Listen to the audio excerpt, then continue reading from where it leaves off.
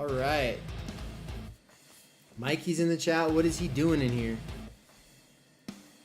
What are you all doing today? What's up, everybody? Why would anybody be here today? All I'm doing is an exegetical reading. And I just wanted to do that this afternoon because I was having a hard time reading and I knew that this would force me to do it better. Nance, are you in the call? Can I hear you? Can you hear us? Can we hear you? Yeah, I'm messing around with my monitor. Cool, man. Congratulations on your second achievement for being an exegete. Did you see that? That you got that? Yeah, I think I just saw it like right now when I was yeah, I just saw it this morning, a little bit ago. Sick. Let's see if I can find it for the viewing audience. Yeah, check it out, everybody. So, Theory Underground front page. If you just scroll down, you can see activity. I don't know if everybody can see what I see because I've got connections on here that you all don't probably. But yeah, if you scroll down, right down here, Nance earned the exegetical. What does it say? Oh, yeah. 3 exegetical readings. So if you click on it, be able to look at it. Yeah, this is the special achievement that you get for doing 3 exegetical readings on the Theory Underground site. It says, you mean it wasn't a one-time fluke? You've now done 3 exegetical readings for Theory Underground courses. Be careful. It could become a habit. Nothing is more dangerous than a person who reads theory and then rereads it with others. So, congratulations. I'm going to see if I can make it. It's not really like showing the image very well here, is it? It's like it's small and faded, but it's actually a beautiful sort of mid-journey impressionist painting of some people reading books out in a park. And there's a new change on the site as well, which is I finally figured out how to make it so that achievements show underneath your name.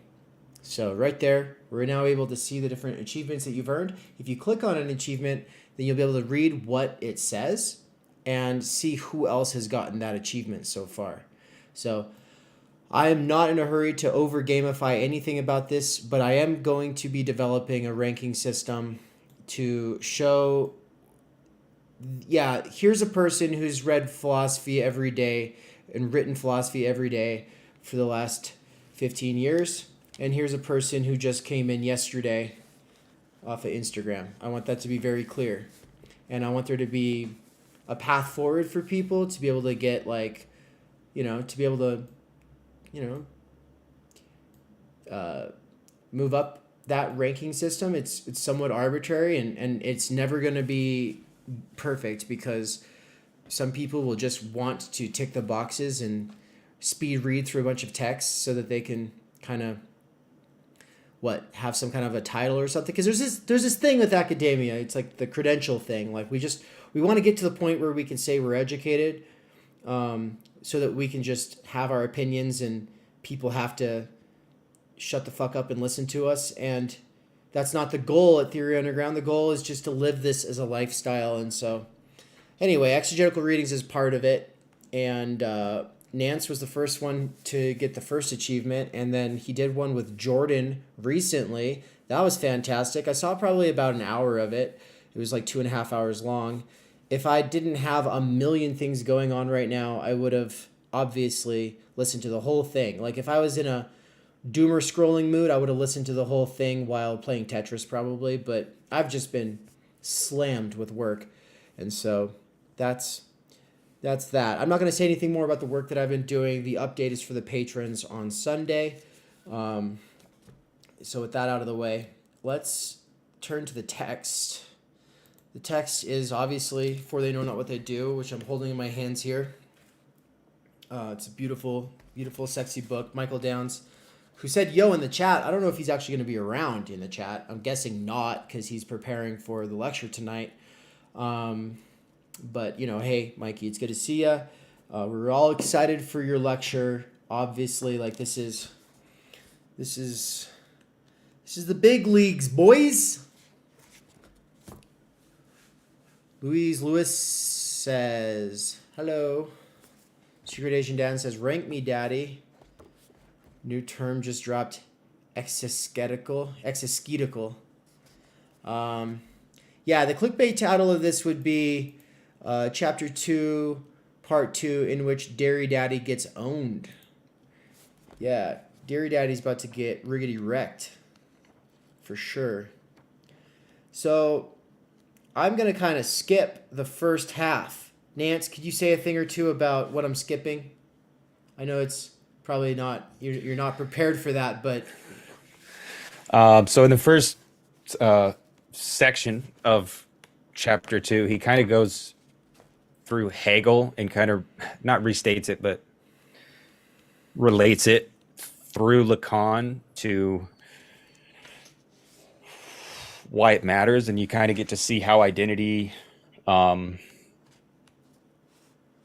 is dialectical and all that fun Hegelian stuff that Right. I think is made easier and more imminent through Lacan. I think. Right. Which is that identity is not just A equals A. Identity in the dialectical sense is identity and difference.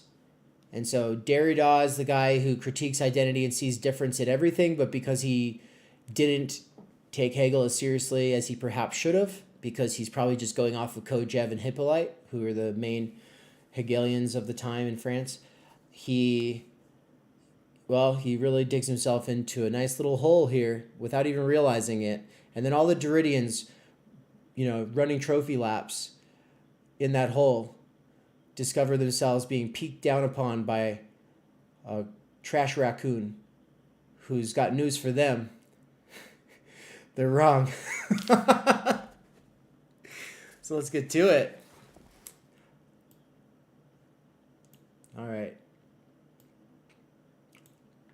And you know what? Because energy has been such a big factor for me since my medical emergency, maybe we'll take some turns reading. Because one thing I learned from Nance's exegetical readings is that he's actually a good reader. So if I get tired of reading, I'll just hand it off here, maybe, if that's okay.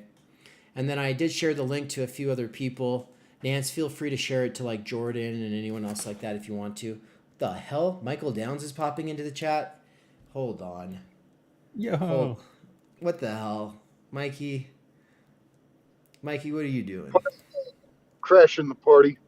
Crashing the party. You're supposed to be prepared. Get back to work. Yeah, well, I told you I was going to call you, and then you're doing a fucking stream. All right. Yeah, fair enough. I forgot about that. No, I'm headed to get lunch now. I finished up, and yeah, this chapter is a huge fucking pain in the ass to attempt to teach, because the movements are so interconnected. It's hard to just give a summary of, I can give a summary, but it doesn't do justice to it. And it's almost like reading a passage out of Hegel's Science of Logic or Phenomenology of Spirit, where every move being made is essential to the development of the argument. And so when he's critiquing Derrida and Gachet and going through this whole thing, it's the nuance of the argument that counts. But obviously we can't, later on tonight, we can't go through the text line by line. And then the other issue I've got is I'm not going to presuppose a student's supposed to know I'm just going to suppose everybody in class knows what Derrida was doing with all these concepts of remark and iterability and different. No, like I'm presupposing they've never heard this shit. So somehow I got to teach Derrida before I can teach this chapter. But I know. We'll figure it out. Well, and last week, or the last lecture, I think I'd asked you if you're going to give like an introduction to Derrida, because there's a little Derrida in that chapter, and you're like, no, that's next chapter. So yeah, I got to do it here. Yeah, so everyone's I gonna mean, get a I little. gotta get, I mean, not just Derrida, because you gotta understand. So, sir, I mean, I'm gonna go into this tonight, but the empty place of inscription, what Rodolphe Gachet, and okay, so two things. One, Rodolphe Gachet was this big Derridian back when Slavoj was coming out, the Sublime Object, and that's why when he's talking about deconstruction, he always brings up Rodolphe Gachet. Now, I had never heard of Rodolphe Gachet because when I got into philosophy, of course, Derrida was still a big name, but I've never read the Taint of the Mirror or anything. But I actually went through and read the pages in Taint of the Mirror where he's doing the whole thing on the remark, and it's really good. I admit it helps to read that before reading Slavoj, because Slavoj is just attacking points in Gachet's argument. But basically, this whole Derridian thing of remarking, the place of and how it relates to the place of inscription, even though Slavoj doesn't mention, this is also Sir. This is when Rodolphe Gachet talks about the infrastructure or the infrastructural background, he's talking about the network of differential relations within Long that make parole or speech acts possible. So, I mean, when we're talking about this, the empty place of inscription, we're talking about the negative side of Long, which is just a differential network of nodal points or placeholders where positive signifiers get constituted. And I mean, the whole point of it is, of course, that the positivity of a given signifier can change precisely because there's a gap between it as a positive signifying element and its place of inscription, to talk about the place of inscription is another way to talk about Saussurean arbitrariness, where there's an arbitrary relationship between the signifier and the signified within a sign, and also there's arbitrary relationships between given signs within a network. So what's the takeaway? The takeaway is that things can be given new meanings through new acts of re-quilting or remarking. And this is why, I mean, later on, he's going to talk about how all of this relates to politics. Like, this is, it, I mean, I'm not going to lie. Reading Gachet's book is not the funnest experience one can have philosophically. It's not like reading Anti-Oedipus or Simulacra and Simulation or Sublime Object. It's kind of tedious and boring. But the point is that this whole thing about semiotics and how signs work fundamentally relates to how political revolutions occur, new symbolizations occur. And so there's all of this concrete significance to what seems like boringly abstract theory. Yeah. Yeah. So what we're about to dive into then is some real abstract shit, and it would help to spend a year reading Derrida first, but whatever, we're just going to do it. Right. So difference is something that Derrida is putting first and foremost as something that's before identity and before knowledge, and it's always differing and deferring, right? It's the in language you never actually get to the thing. You never the whole thing is never said. You never actually get to absolute knowing, right? That's the tie into Hegel. And so because he's the thinker of difference, it's obviously that's going to be his critique, but see, right. So he's going to privilege difference. No, sorry. It just go. I mean, if we want to, it helps to start with it helps to start with these simplistic distinctions. Where what is the big argument? Why is Derrida, who seems so close to Hegel, critiquing Hegel? Well, Derrida ultimately thinks that Hegel is a kind of totalitarian of championing identity. That Hegel's concept of identity or the notion is one that functions as a vacuum of difference. It just constantly sucks all things into it and constantly is integrating the other, the different under its identity. This is sublation, which is a kind of like it's a capturing effect of identity with a capital I, and that's the problem. So Derrida loves a certain aspect of Hegel, which is this dialectical thing where you're you're doing this dialectical process of showing how something isn't identical to itself, and that the other or the different, right, constitutes it. So Derrida sees a kind of camaraderie with Hegel there, but he breaks with Hegel because he thinks Hegel ends up turning this dialectical process into an ultimate identity, which essentially negates difference. And this is why Hegel's considered a monist, right? All things are essentially one. And right. So what Derrida wants to do is, he wants to let loose difference and let it have its day. And he thinks that means undermining Hegelian reflection. Now, this is specifically Gachet's application of Derrida. I mean, Derrida, I think, would pretty much agree with Gachet.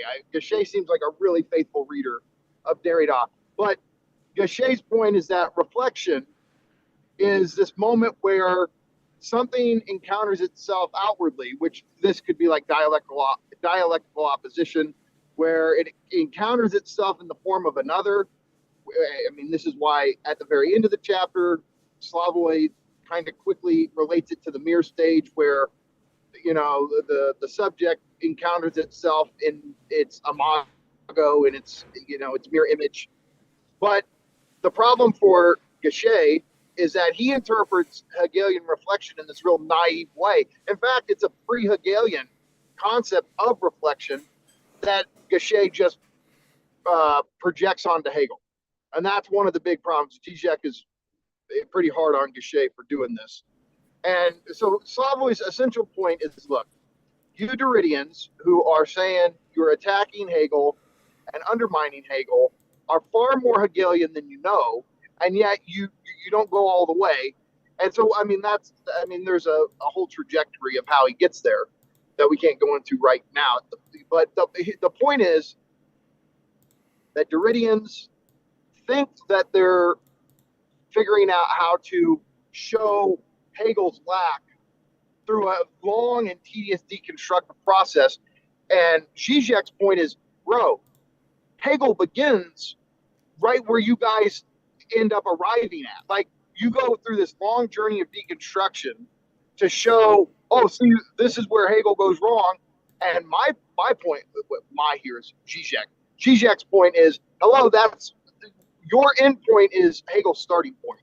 He was already there, and you guys just don't see it.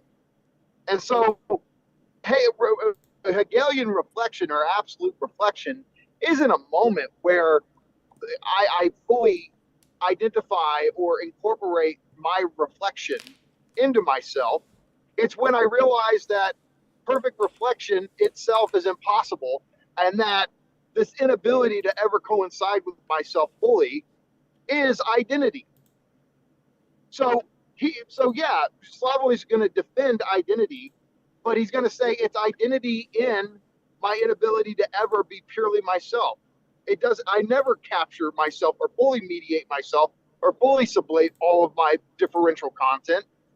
My identity is my failure to fully be myself. And so that's what he's going to get back around to.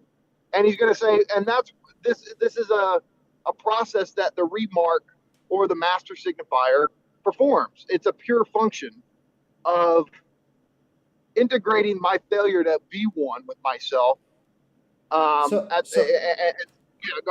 ahead. I know that when I get to this section, I already know because I read it before, and I know it's also kind of where, if I'm not wrong, Nance and Jordan, their brains started melting at this point. And it's where my brain started melting as well. The mark of the remark of the remark of the remark is what it sounds like.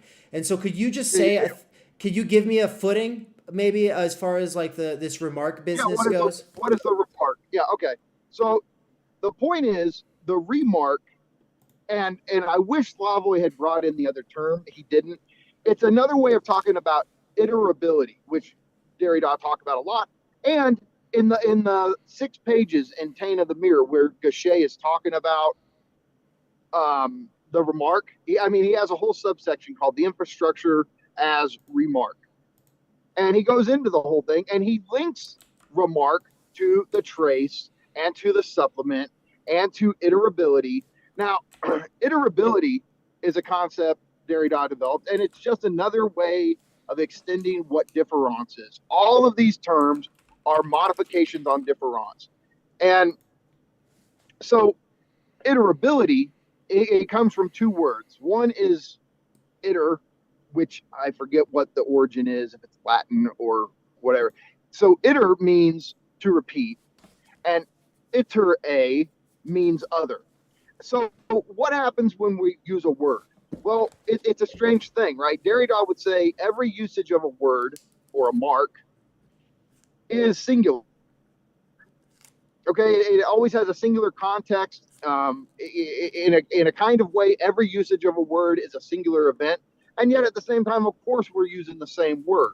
And so his point of iterability is the mark, it does repeat, but it's always in the form of otherness. There's always something, a trace of difference, a trace of change, a trace of not the sameness whenever we use a word over and over again.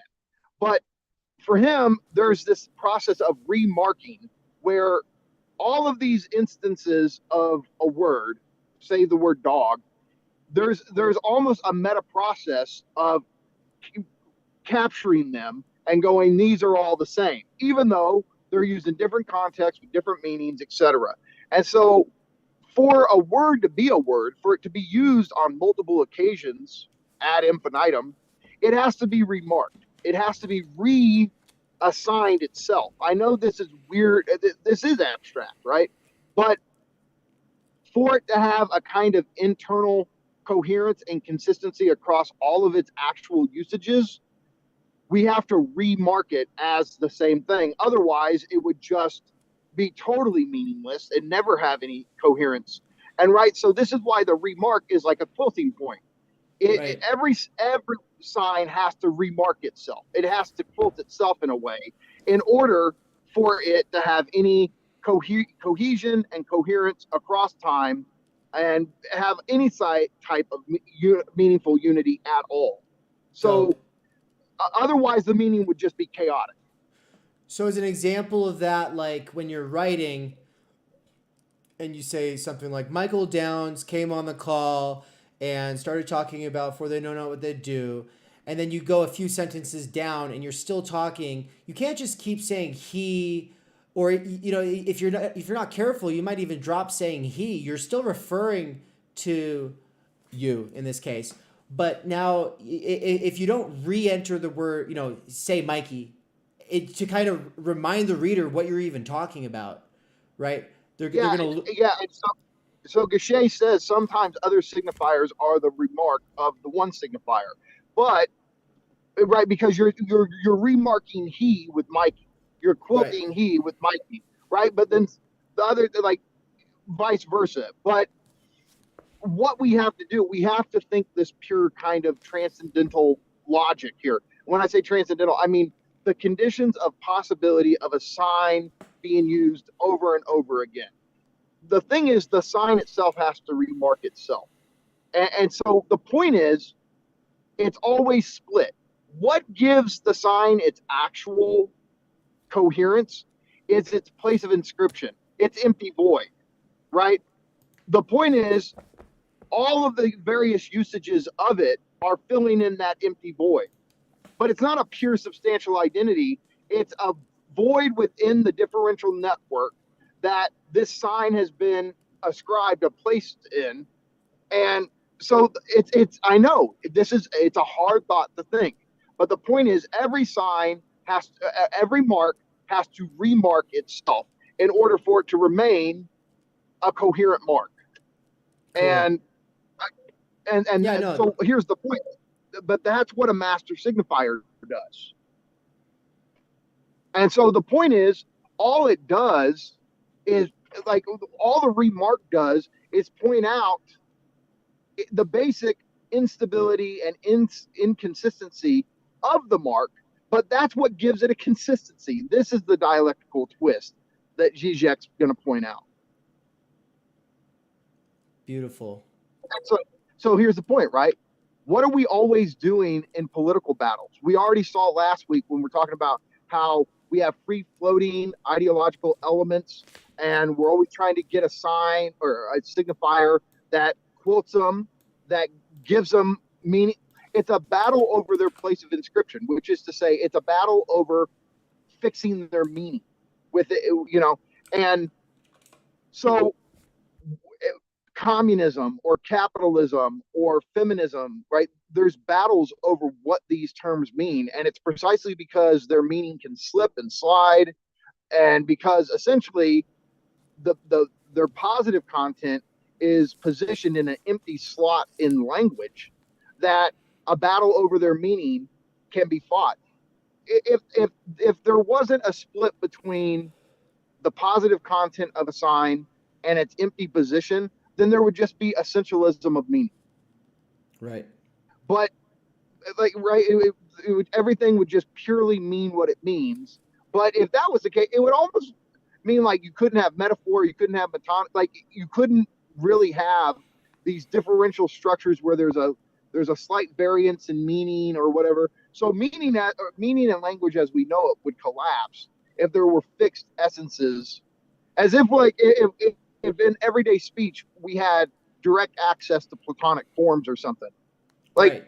The whole point of language is that it always fails to fully say what you want it to say, and that's actually the possibility of language, right? So and the possibility of interpretation or disagreement or misunderstanding. Yeah.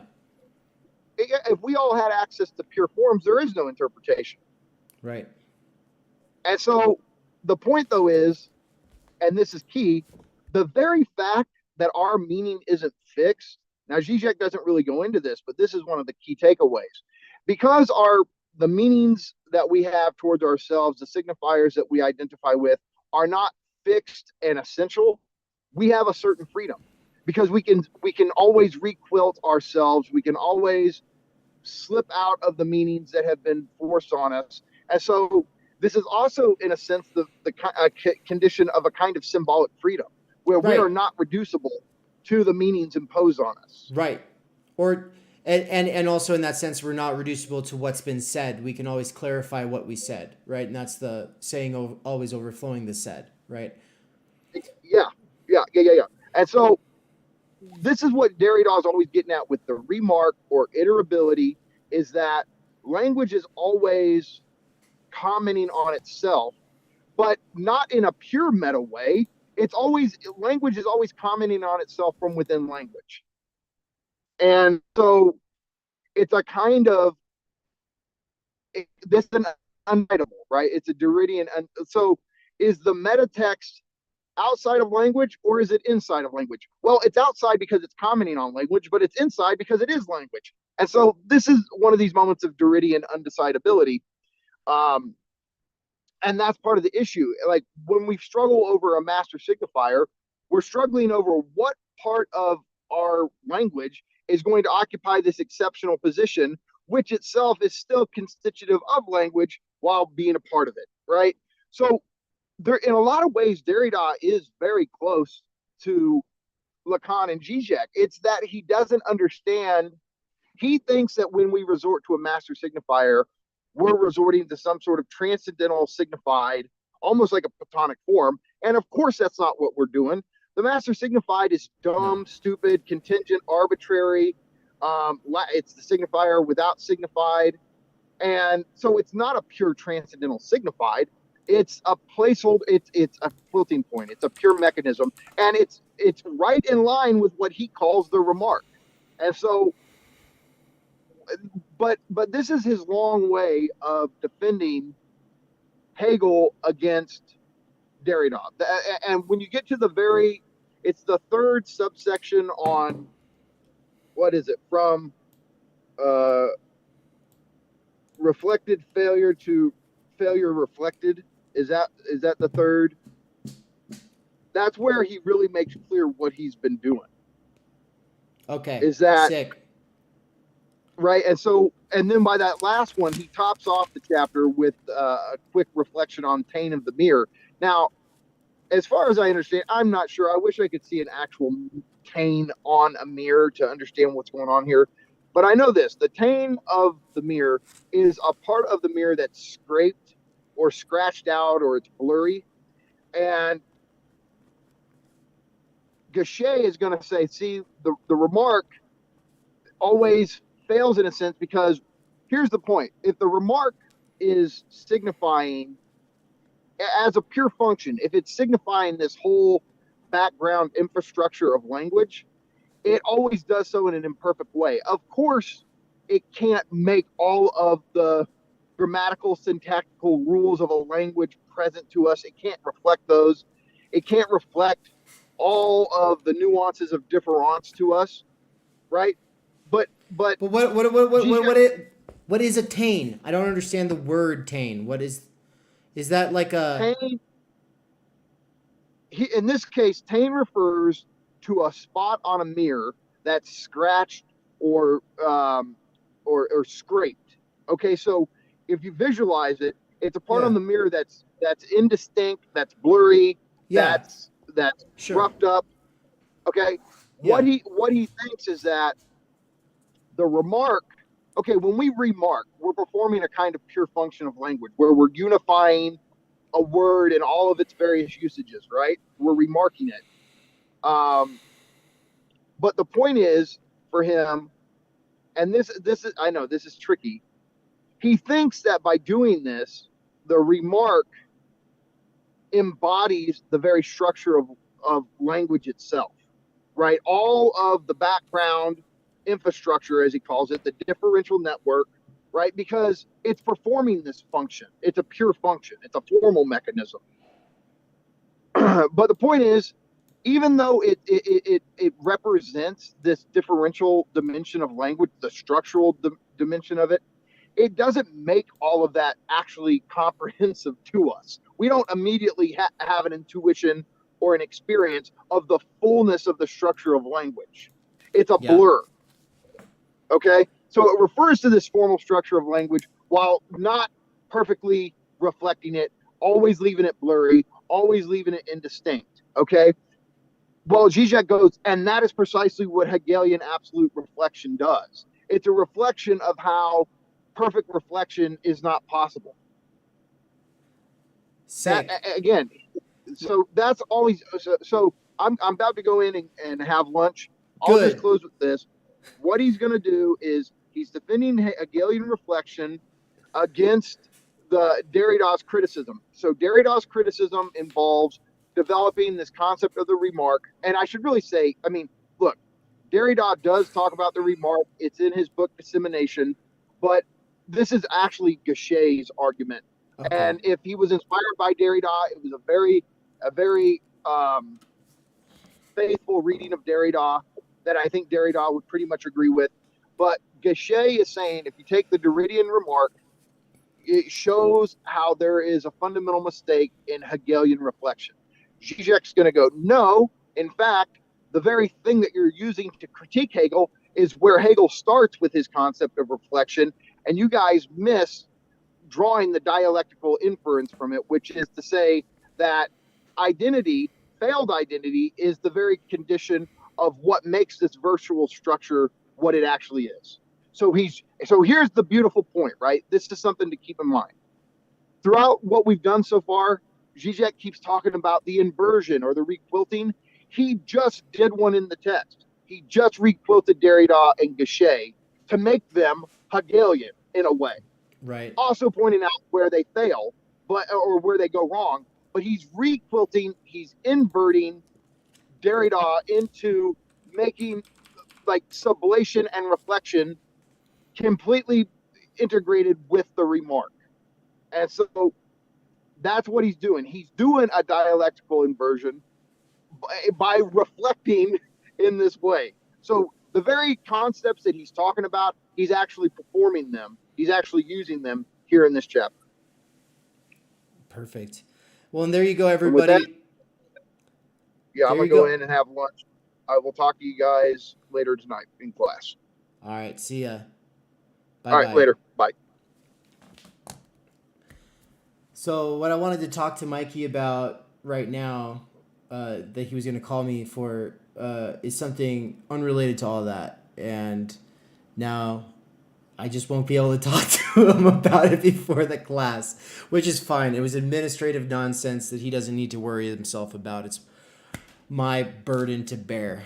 But let's zoom back. So what just happened, everybody? Michael Downs from the Dangerous Maybe blog, who's also been the teacher of the For They Know Not What They Do course, who's also been one of my main collaborators over the last few years of pulling back and focusing on educating myself a little bit more in theory, really kind of, not a little bit more, but really like a full-on like return to like the position of student, you know. And in doing so, like I've brought Mikey on for Lacan 101 here on the screen and Žižek 101 here on the screen. These are playlists that, you know, they have a small cult following. They had a small cult following when they were long-form content, and now that they're broken up into smaller episodes, they have a sort of new cult following. I mean, there's actually people out there watching these like as their daily regimen. Like they watch them every day and then they go back and rewatch them every day. And they're just doing it until these concepts become second nature. And that's because it's like getting a straight up injection of some kind of drug into your veins. It really is a way of getting out of your normal headspace and getting something different going on. And there's a lot of great theory content online, but you're not going to get it at the level of octane you get it here. Okay? And so actually I'm going to play this little clip right here on the screen. It's a scene from Breaking Bad that I always think of whenever I'm done with a conversation from Mikey. I don't do meth, but if I did, I'm pretty sure it's the same thing. So here we go. Maybe blue, but it's the bomb.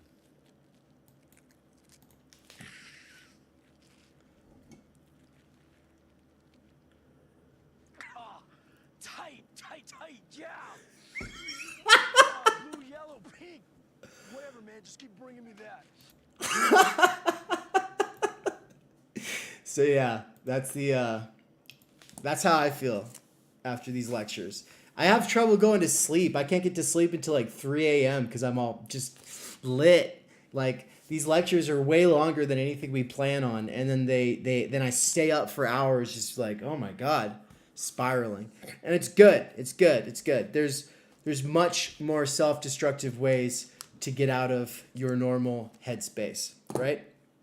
So let's get back to it. That was like a guest lecture appearance, wasn't it? That was basically, that was a commercial, I suppose we should say, like a trailer for the For They Know What They Do course, which you can get at Theory Underground and nowhere else. So let's do it. We are reading from For They Know Not What They Do. Somebody listening to this in the future, please make a timestamp for right now for people who are joining who want to jump ahead of all of that and cut straight to the exegetical reading. Of course, if you're jumping ahead and coming to this, you'll probably want to hear everything Michael just said as a sort of way of giving you a footing in what we're about to go into, because it's, you know, a slippery fish we're trying to grab a hold on here. So, grab a hold of here? I don't know how to talk. All right, and Nance, we can kind of switch back and forth at some point if I'm kind of feeling tired. And then also, you all can like yell at me if I forget to move the screen. I'm going to take these glasses off because I don't like them and just read from the book instead. So, yeah. All right, around 41 minutes into the video. Perfect.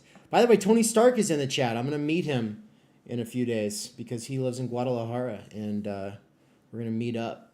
It's going to be cool. Section 2, Reflection, the logic of remark. The lesson to be drawn from what we have elaborated so far is that Hegel is to be read carefully and literally. When, for example, he says that the hardest nut of the speculative approach is to recognize the identity of the contraries as contraries, to uncover the positivity in the negative itself. This does not mean that the contraries are to be somehow united, harmonized, against which we could always retort that this operation never works out without some remainder resisting synthesis, or that the negative force is to be somehow inverted into positivity, encompassed by it, against which we could again always retort that there is an excess of negativity resisting absorption into the positivity of the dialectically mediated identity, right? So this has to do with constitutive contradiction and determinate negativity, right? Determinate negation is not the same thing as negation pure and simple. To say, God, what's a good example of determinate negation?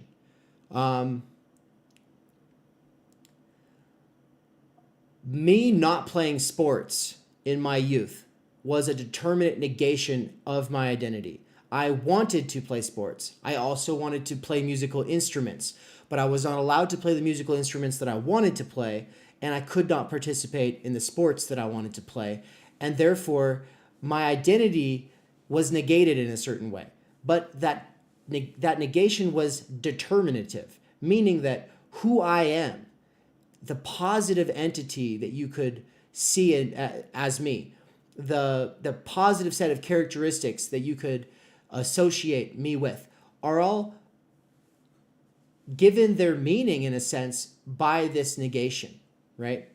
And so if you want to get ontological about it, Hegel uses the example of like a butterfly coming in, coming from a cocoon, or of a bud blossoming into a flower. It's like the different stages of genesis for an organism through time. These are a series of constitutive, which is to say, like the construction, what makes them what they are. Their very character itself is defined by these contradictions and these forms of negation. So difference and irresolvable contradiction that can't just be unified into some whole, these are essential to Hegel's thought. And that's like Žižek is arguing against standard views of Hegel in the first section of this chapter by saying, no, that's not the case. He is a thinker of irreducible contradictions that make the things that we see what they are.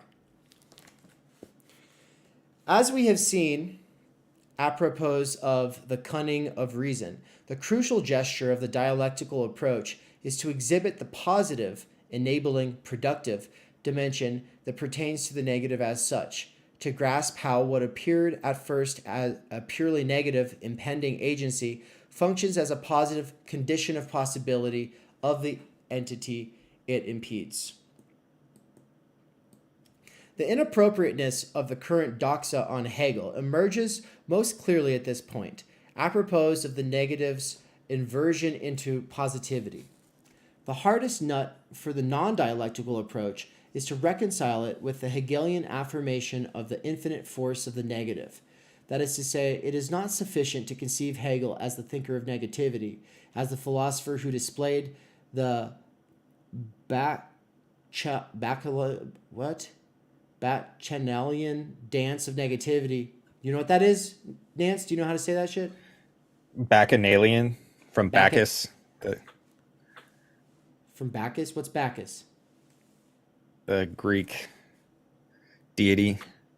Oh, shit. Okay. Yeah, see how uncultured I am. Okay, got it.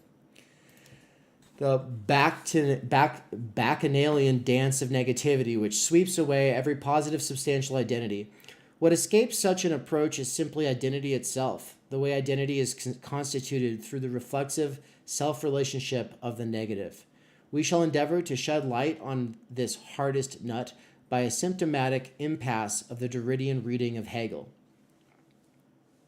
It would appear that the Derridian treatment of Hegel itself repeats the above-mentioned paradoxical logic of the supplement, elaborated by Derrida apropos of his model analysis of the role of writing in the Platonic text. First, writing is simply excluded as a secondary externality which does not affect the inner presence of the idea. Then second, he is forced to acknowledge their uncanny proximity, as if the inner essence is always already affected, constituted even, by the process. We have to repeat the exclusion of writing to another level, within idea itself. Derrida and the Derridian interpreters, Nancy Lacoue-Labarthe, Gash, that was the Gachet or Gash was the person that Mikey was just talking about. Gachet. Likewise, first oppose Hegel to Derrida by presenting him as a kind of effective antipode of Derrida. So really that's sort of a recapitulation of everything that Mikey was just saying. So I think we can kind of just keep reading. Though the Greek god of wine, apparently. Oh, somebody searched something in the chat that Mikey's asking about. So I'm going to scroll up and check real quick. What did the chat say? Bow. Georgie said, since the signifier always receives its signification retroactively, what was done can always be undone. The past can, therefore, have no permanent existence. That's a quote from Joan Kopjek. Oh, that's great. Yeah. And so Mikey's asking, where did you get that quote? I want that. That's good shit. He's saying... Tight, yeah. All right. Okay. Let's keep going. Hegelian dialectics is the culmination of the metaphysics of presence, the logical machine of notion, which, by means of its self-mediation, sublates and encompasses all heterogeneity, a closed circle of teleological movement within which every diversity is in advance posited as its own ideal moment. In contrast to Derrida, who affirms the irreducible dissemination of the process of difference, the impossibility of ever enclosing this process within the circle of self-mediated identity. Difference, we say difference, right? Because it's got that A instead of an E in there. But Derrida was an asshole and a clever bastard. He did not pronounce it differently when he presented this for the first time in public. So his essay that he was presenting on difference, which is to say difference, he's talking about how difference is not the same thing as difference, but because he wasn't pronouncing it any different, he just kept saying difference, and everybody was like, what the fuck is going on? And they had no idea, and they were all really confused and probably angry. So it's funny. Second, however, they acknowledge that it is also almost impossible, and by they, obviously, who are we talking about? The they being Nancy, Lacoue-Labarthe, Gachet, etc. Second, however, they acknowledge that it is almost impossible to distinguish the self-differentiation process of the notion from the movement of difference, that the line separating them is almost imperceptible, that their proximity is almost absolute.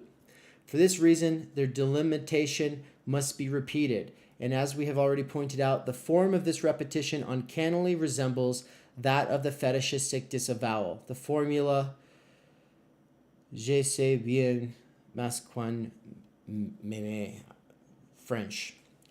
Its first part articulates the knowledge which subverts the point of departure, Hegel as a philosopher of metaphysical identity, and so on. Whereas the second part does not refute the first, it simply returns to the point of departure and clings to it as an article of faith. I know very well that with Hegel, any identity is just a passing moment in the process of difference. Yet for all that, I still believe that the speculative identity ultimately sublates all differences. We encounter perhaps the clearest example of this discord in Rodolphe Gachet's The Taint of the Mirror, in which the relationship of Derridian deconstruction to the philosophy of reflection is elaborated with immense theoretical erudition and acuteness. The first surprise, however, is the way Gachet presents as specifically Derridian a whole series of propositions which sound as if they were taken from Hegel's logic. For example, on pages 201 to 202, quote, Any entity is what it is only by being divided by the other to which it refers in order to constitute itself. An almost literal quote from the beginning of Hegel's Logic of Essence. In order to maintain this distance between Hegel and Derrida, Gachet is thus forced to impute to Hegel a nonsensically simplified version of absolute idealism, summarizing the worn-out textbook platitudes on the dialectical one encompassing both the one and the manifold, and such like. Matters reach a peak when Gachet refutes Hegel by means of Hegel himself, presents as a limit supposed to escape Hegel the elementary propositions of Hegelian logic itself, as, for example, in the following characteristic passage. Where is this? Oh, here it is. Scrolling. The possibility of dialectically comprehending the opposition between what is doubled and its double as a relation of exteriorization and reappropriation of the double as the negative of what is doubled is logically dependent on the originary duplication according to which no on can refer in its appearing to itself except by doubling itself in another. Is that where your brain originally fried out and you quit, Nance? Is that? That's where it started, and then probably 2 more pages, and it just, I was not speaking English by the time we were done.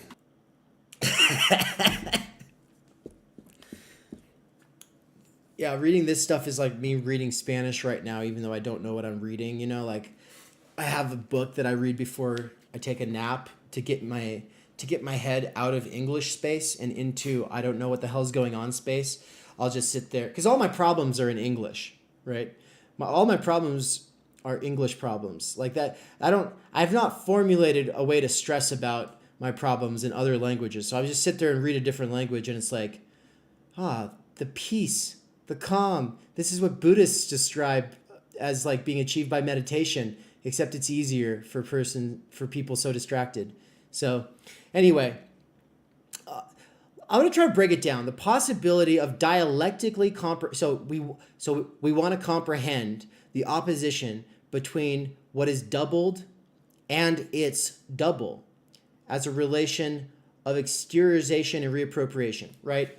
Exteriorization means something outside of something else, something being made outside of something else, and reappropriation being bringing it back into itself. So the possibility of comprehending this opposition dialectically, right?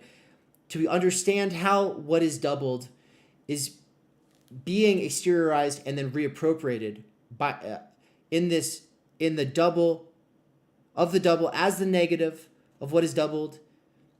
It's logically dependent on the original duplication according to which no on in italics can refer in its appearing to itself except by doubling itself in an other. I just don't understand what the word on is doing in this whole thing. Like I feel like the easiest word to understand out of the entire quote is the word on. Like we all use the word on. We don't use a lot of these other words in the ways that these are being used. I just don't understand what does it mean to depend on the originary duplication according to which no on can refer in its appearing to itself except by doubling itself in an other. I just don't understand. If anybody in the chat has an idea, let me know. I'm going to keep reading. In short, first, one imputes to Hegel an absurdly oversimplified notion of dialectical reflection, quote, reappropriation of the double as the negative of what is doubled. Subsequently, one states as a condition of such a reappropriation, supposed to escape the dialectics, the elementary dialectical insight that an entity can refer to itself only by doubling itself in an other. This inherent ambiguity of the deconstructive reading of Hegel emerges most violently apropos of the crucial notion of sublation, Aufhebung, which is like in the standard dialectical thing, like what's sublated is a former stage in the development, right? So the feudalism is sublated in capitalism, in the sense that there's still like a wealthy aristocracy. It's still there. It's just been, it's become, though it serves like a historical, linear, causal role to what has become, it still exists in what is now existing, right? It's just been, there's new shit going on, right? But what was got sublated. In the first stage, Hegel and Derrida are of course clearly opposed. Aufhebung names the dialectical overcoming of differences, the very way notion encompasses heterogeneity, which is to say difference, diversity, by transforming it into an ideal sublated moment of its own identity. Differences are recognized qua sublated, qua moments of an articulated totality, where Derrida's entire emphasis is on an infrastructural remainder which resists sublation, which persists in its heterogeneity and is precisely as such, as the limit of sublation, as a rock on which sublation necessarily founders its positive condition. In a second stage, however, this opposition between Aufhebung and its leftover becomes blurred. When, for example, in Dissemination, Derrida deals with the Millarmian problematic of remark, he concedes that Aufhebung, as the elementary matrix of Hegelian speculative reflection, is almost indistinguishable from the graphics of remark, so that the gesture of differentiation has to be repeated in a far more refined and ambiguous way. This Derridian rewriting of the Millarmian remark deserves closer examination, since, as we shall see, it is here that Derrida comes closest to the Lacanian logic of the signifier. So Derrida's talking about this idea of remark is where he comes closest to the Lacanian idea of the master signifier, but the logic of the signifier is something Derrida only partially understands. To realize how they are different, we will have to first see how they are similar, etc. How do we get from the mark to the remark? Why must every mark, every signifying trace, be remarked? Derrida's point of departure is the differential character of the texture of marks. A mark is nothing but a trace, a sheaf of features that differentiate it from other marks, in which this differentiality must be brought to its self-reference, in which every series of marks, as semic bearers of meaning, must contain an additional tropological movement by which the same okay, semic and seem or seme. I'll say seme. Semic and seme. Semic and seme are both like bits of sense, right? Bits of meaning, like the atomic pieces of meaning. I'm guessing, right? But like they're what comes out of any semiotic system. Insofar as you have a sign system that is making sense for subjects, we're going to talk about their semic elements as bits of seme. I guess. I think I'm right. So I'll start that part over again. Someone said, all this talk of marks. I know, it does sound like we're talking about marks, doesn't it?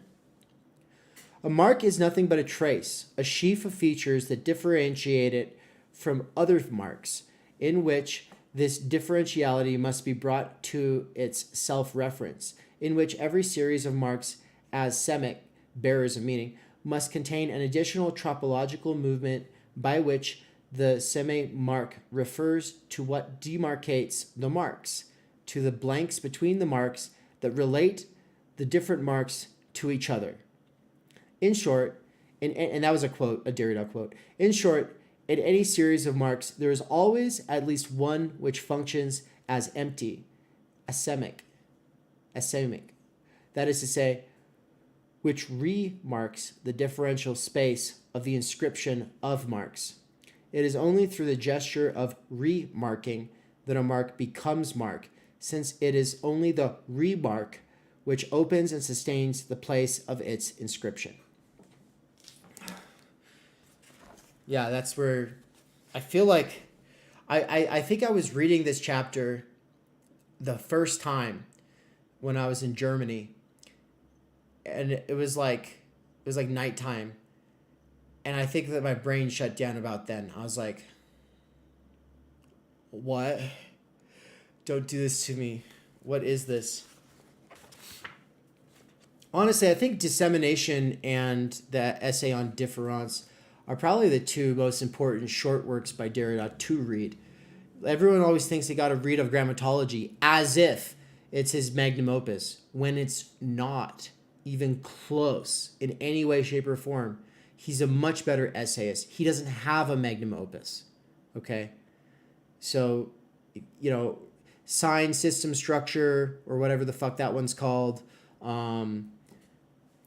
dissemination, and difference are like really the three. If you want the pure Derrida theory and not just him kind of playing games with texts and talking about Rousseau's unpublished 12-page essay for 70 pages, which is what you'll get in of grammatology, then yeah, just go to his essays. Like, that's where the good shit's at when it comes to Derrida. But I mean, of course, if you just really love his literary analysis, then, disregard. Are we not thus in the... Hold on, do I have to move this? Let's move it.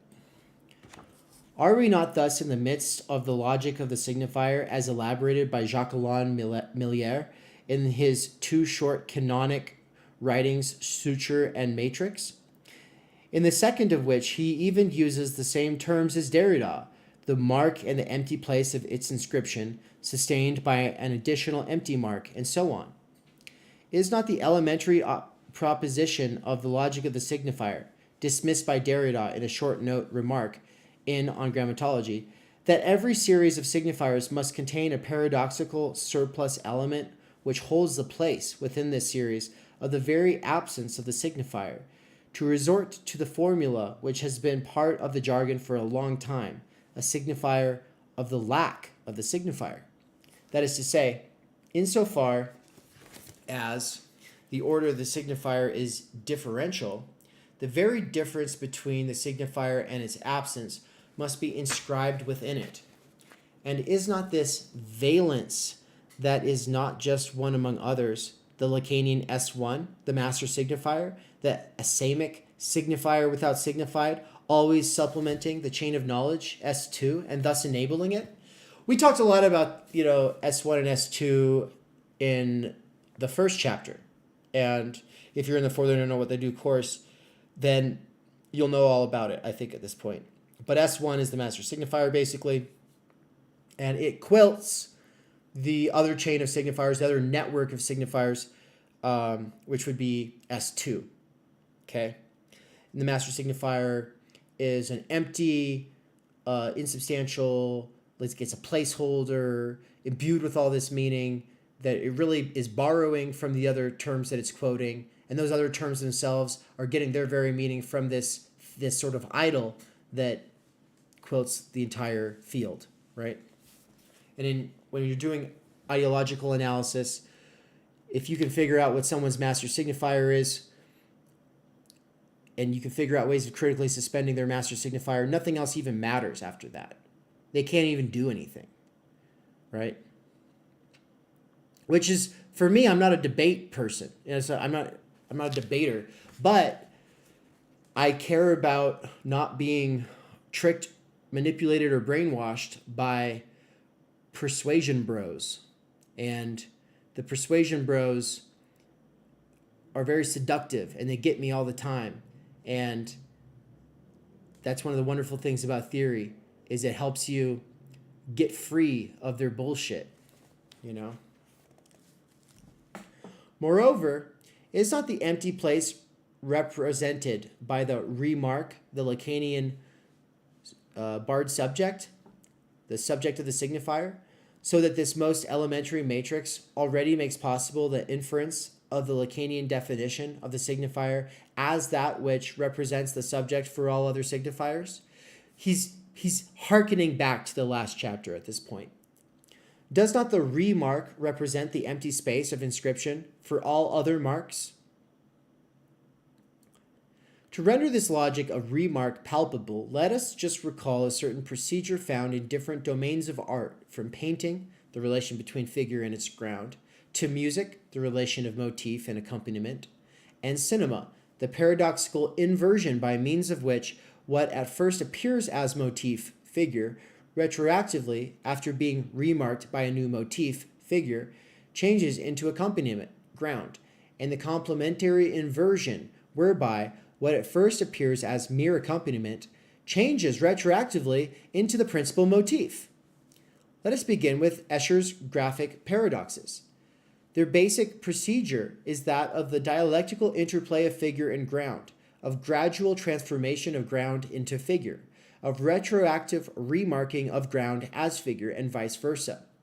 The paradoxical result of such an interplay, the inconsistency of a series of staircases where, by going all the way down, we find ourselves at the top again, for example, attests the presence of subject. The subject is this very inconsistency of the structure. In our case, the void, the invisible and impossible gap between the lowest and the highest step bridged by optical illusion. And is not Escher's best-known visual paradox, that of two hands holding a pencil and drawing each other, a perfect case of two marks simultaneously remarking each other? I would just say from the level of writing that this paragraph is beautiful.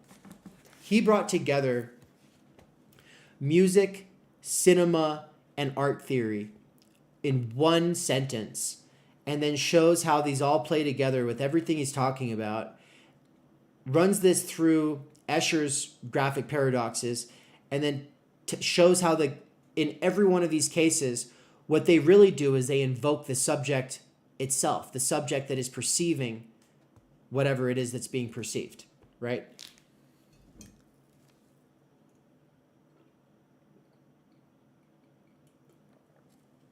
However, to detect the logic of remark, one does not need to look at the fringes of art, where art approaches technical trickery, paradoxes, anamorphoses, and so on. It is enough to view mainstream works in another light. Mozart, for example, we all know of the cliché about Mozart's music being heavenly, divine. This characterization nevertheless contains a grain of truth. It points toward a typical Mozartian procedure in which the initial melody is joined by another melodic line which, so to speak, descends from above and changes the status of the first melody retroactively into that of... Sorry, I should have been scrolling. Nancy should have yelled at me. It points towards a typical Mozartian procedure in which the initial melody is joined by another melodic line which, so to speak, descends from above and changes the status of the first melody retroactively into that of an accompaniment. The best known instance is the third movement of Serenade number 10 in B major KV 361. When I was in Germany, I actually looked that up and listened to it, and it just sounded like pretty classical music, but because I don't have any music theory and I didn't know what the hell was going on, I was just kind of like, okay, Slavoj, I'll just take your word for it. But, you know, eventually I'll know. Eventually I'll be able to listen to Mozart and be like, I see this. I see how this one melody is descending from heaven and changing this other melody, and figure and ground are trading places and blah, blah, blah. Totally. Eventually. Really, he's just giving a good example of this inversion that he was talking about in the previous paragraph. And maybe after this paragraph, Nance, I'll turn it over to you so I can go get more water. We could say that this second heavenly motif reframes anew the initial motif. Perhaps we could also risk the elementary hypothesis that precisely such a remarking of motifs, their passage into accompaniment, is lost with Beethoven. It appears in his work only by way of exception, in the third movement of the Ninth Symphony, for example.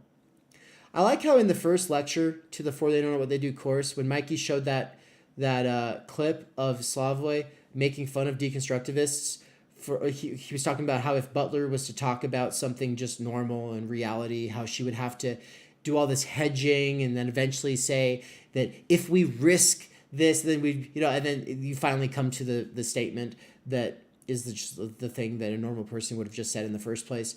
And how here he is talking about Derridian deconstruction, and so he actually uses that language. Perhaps we could also risk the elementary hypothesis, right?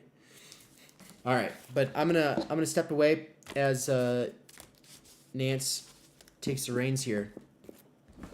Oh, and the dangerous maybe in the chat says, Dave, you're right about the semic. Semic equals mark equals sign. Okay, cool. And then Deathcon says, maybe I assume that's the root of the word semantic. It must be. Seems, yeah, definitely. Yeah, of course. It could also be the root of the word semen. Is there a difference?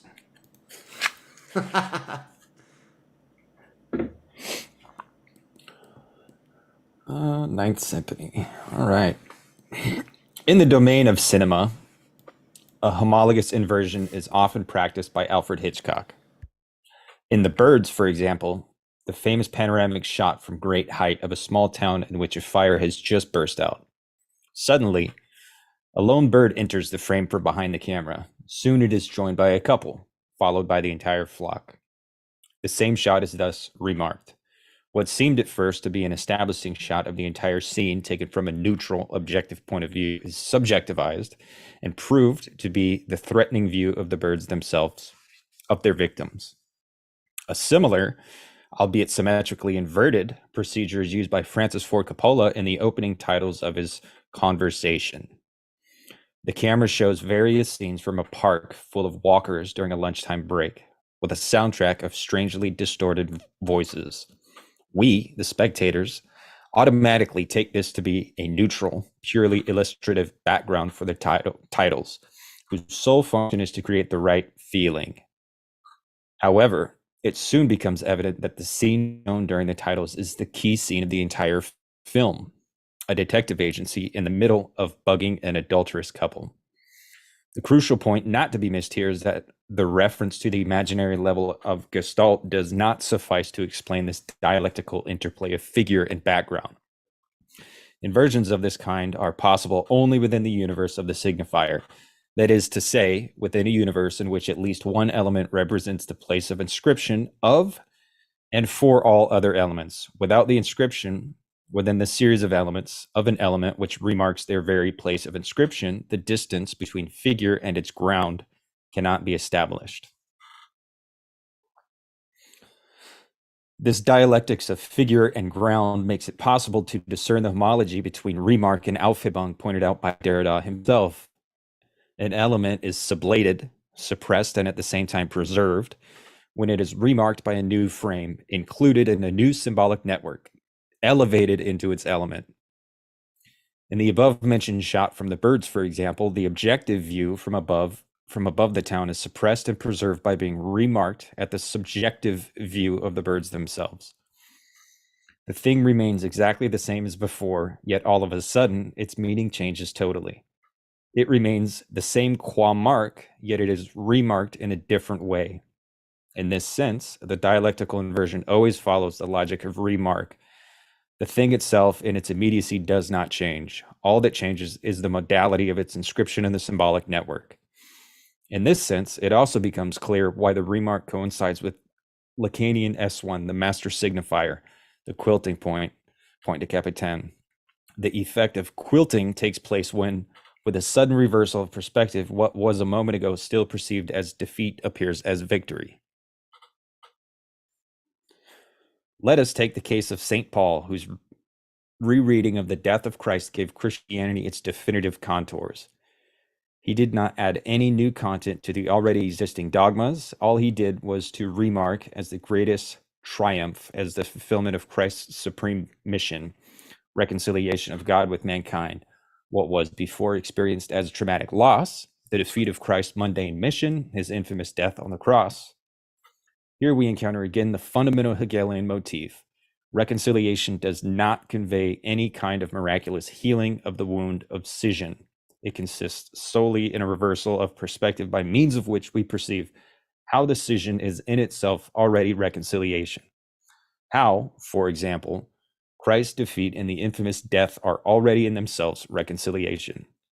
To accomplish reconciliation, we do not have to overcome the scission.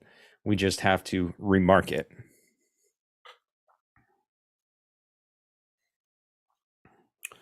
Furthermore, does this logic of remark not point towards the self-reflective character of what Derrida calls textuality, towards the way every texture of marks necessarily reflects onto itself, within itself, its own space of inscription, its own conditions of possibility, in the shape of its opposite, to be sure.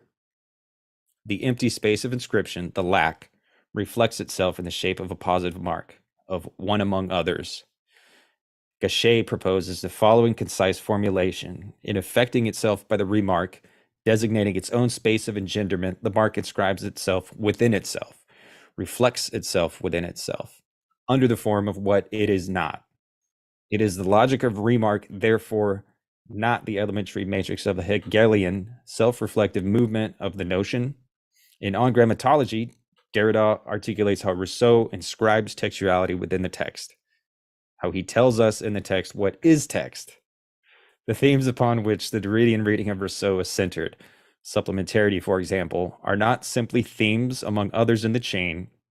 They are themes which describe, reflect within the text, the textual chain itself, the very way the text operates. If, thence, as Gachet points out, referring to Derrida, there is a near perfect coincidence between the logic of remark and the reflexive movement of Aufhebung. How does one distinguish them? So, okay, we talked about the birds, we talked about Jesus and St. Paul. In both cases, he's just giving us examples of quilting at work. And he brings us back to Gachet. Now he's using this example of Derrida's use of Rousseau and of grammatology. Yeah, so how does one distinguish remark from the reflexive movement of sublation, Aufhebung? Is that what the question is? Yeah. Perfect. You want to keep reading for a couple more? Yeah.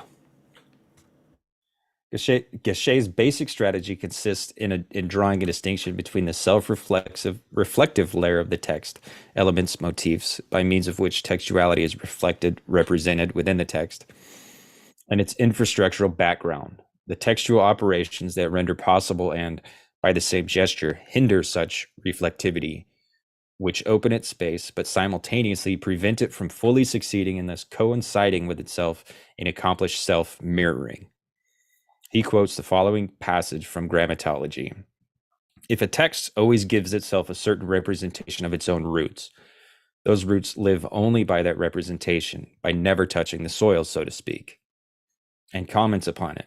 The circumscribed discourse in which a text presents itself is a representation that is constantly overrun by the entire system of the text's own resources and laws. Here, we should indulge in a short deconstructive reading of Gachet himself. His commentary misses, or rather misplaces, the emphasis of Derrida's proposition.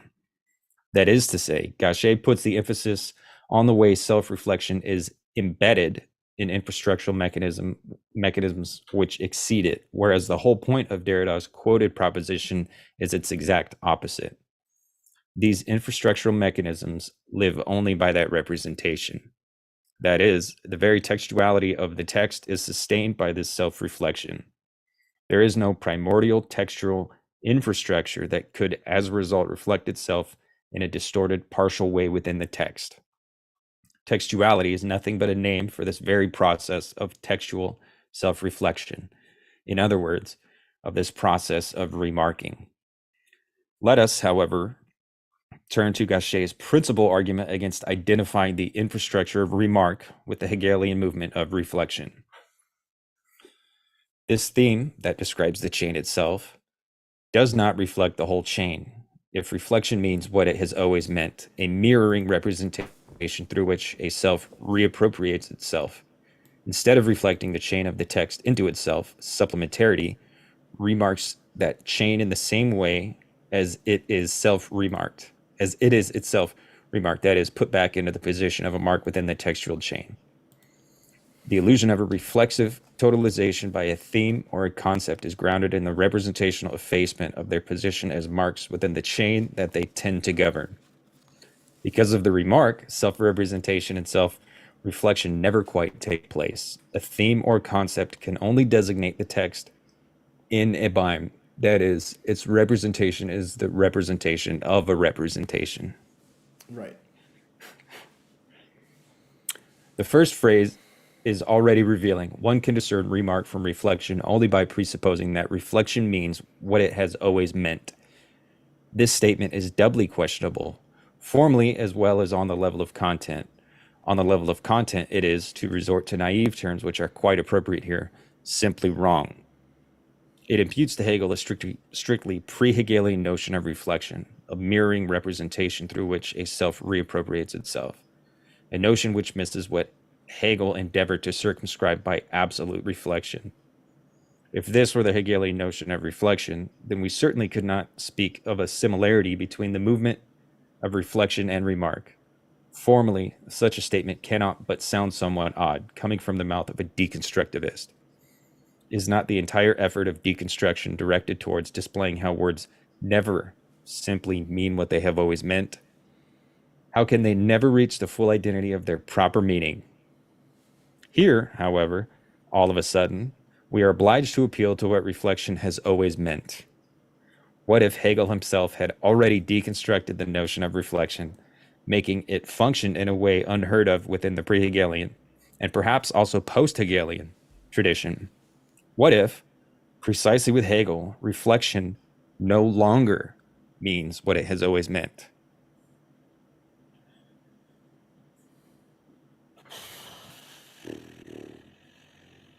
Okay, so long story short, Geshe is assuming that Hegel thinks reflection is always reflection of or from an initial primordial, self-standing, true, immediately understood, being or standpoint, and that the externalization or reappropriation of that original point through reflection is what Hegel is concerned with in reflection. But obviously the Derridian response is no, there's not a substantial original, point of departure. There's not a primordial, or there's not a transcendental signifier, right?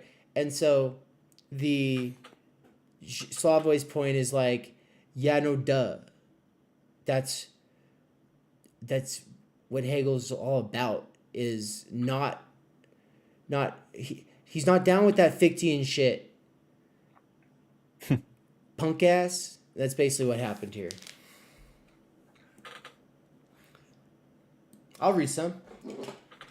But by the way, I think your microphone's better than mine. I think it sounds really good. I can't hear myself talking right now, but I've heard enough of my videos played back that I'm pretty sure you're fucking making my voice sound worse in comparison. So, asshole.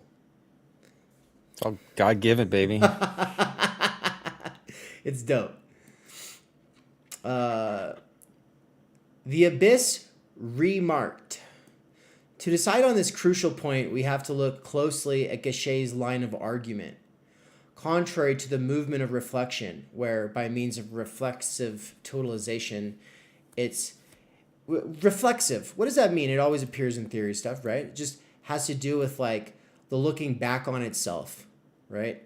So if I'm talking and then I go, but who am I? And I'm this person who, every time a person does this, well, as a white male or as a black woman or as a whatever, that they're being reflexive in that moment. To turn the whole thing back in on themselves and then say, but okay, well, what is my role in this or whatever? That's reflexivity. But taking it outside of like that kind of a dynamic, it's also, it has to do with language and logic and semiotics and meaning, et cetera, et cetera, et cetera. So contrary to the movement of reflection, where by means of reflexive totalization, its agent dominates the entire chain and reappropriates the reflected contents, in the Derridian logic of remark, the element through which textuality reflects itself within the text, the element which remarks the place of the chain as such, never dominates the chain, since it occupies itself the position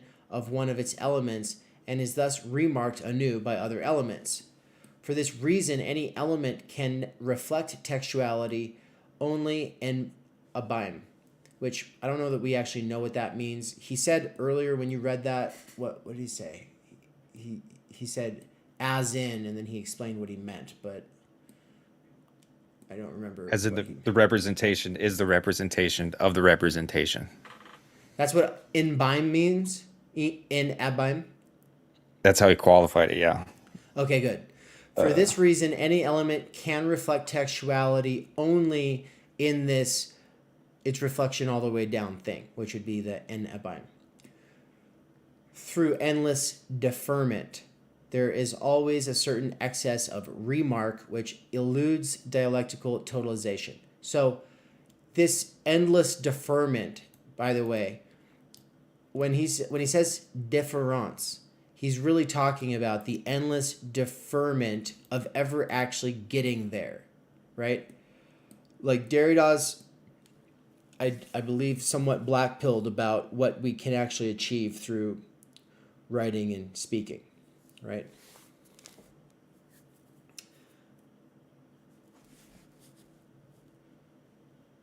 Dave, don't change your mic. It will ruin the illusion of a potentially better audio quality, which is what gives you your unique charm.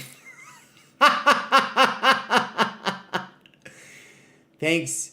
You know, got to keep that underground shit alive, you know? If it wasn't for my DIY aesthetic of always fucking up, would we even be here right now? My technical difficulties are my Fichtean anstas. All right, quote. So this is let's reread the sentence leading up to the quote.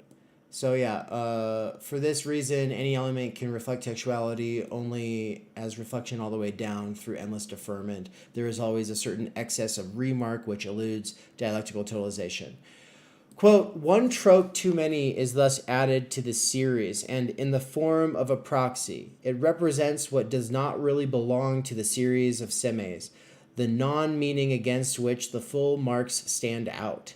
If that trope is subtracted from the series to be totalized by the concept of the mark, however, this totalization leaves at least one mark unaccounted for. This remarked by the space of inscription that demarcates all marks.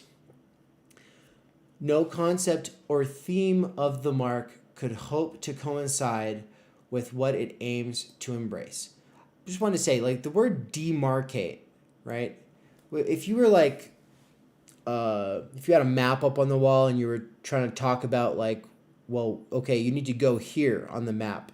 You could demarcate where you want to go by like drawing a circle around where you want to go, right? So, you know, in the same way that inscribing makes an inscription, demarcation makes marks, right? Thus, remarked by the space of inscription that demarcates all marks, no concept or theme of the mark could hope to coincide with what it aims to embrace. The remark is an essential limit to all coinciding reflection or mirroring, a doubling of the mark that makes all self-reflective adequation impossible. For structural reasons, there is always more than totality, the extra valence added by the delegate of the asemic space of diacritical differentiation of the totality of semes always infinitely remains to be accounted for. This is a really good example of the So you're just listening to a Derridian kind of say, this is how things work, right? And this is the way that they talk. So this is, I do believe, Geshe still. And so for structural reasons, there is always more than totality. So totality has to do with, the whole, right? A theory or an ideological system that purports to explain everything in total, the totality, right? A really good example of totality is Dialectical and Historical Materialism by Joseph Stalin. His ultimate simplification of Marxist-Leninist historical and dialectical materialism is a grand totality where everything can be understood by simply unfolding the logic that proceeds from a few simple principles or rules, right? We have got a few simple rules that make dialectics what dialectics is, and then dialectics applied to history and materialism. It tells us exactly where history is headed. It tells us exactly what our role is to play in all of that. We have the philosopher's stone. But it's not just Stalin. Stalin was just especially relevant at the time that deconstructionists were writing about totality, right? Or at the time that Emmanuel Levinas was writing Totality and Infinity. They're not just critiquing something like that, though. They're obviously critiquing Nazism as a form of a total worldview that requires all-out war until the entire world is conquered and everyone that is considered other is exterminated or subjugated into slavery, right? That's a total worldview. And a total worldview from a specific standpoint being operationalized and set upon the rest of the world always has to make an enemy of difference, has to make an enemy of anything that doesn't fit into that total world picture. It is, in that sense, the enemy of any kind of a robust plurality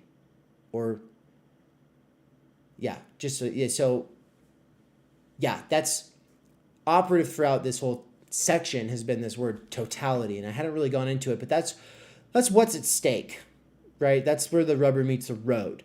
But if you grew up in an absolutist or an evangelical Christian household, that's also a total worldview. Everything is explained by this specific, denomination or non-denominations like interpretation of scripture. Say it, we've got it all figured out. This is everything. Now you know who your friends are. Now you know who your enemies are.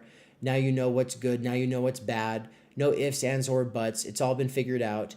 Deconstruction is really good for extricating oneself from any of the above listed ideologies. But extrication is pretty much its only function, right?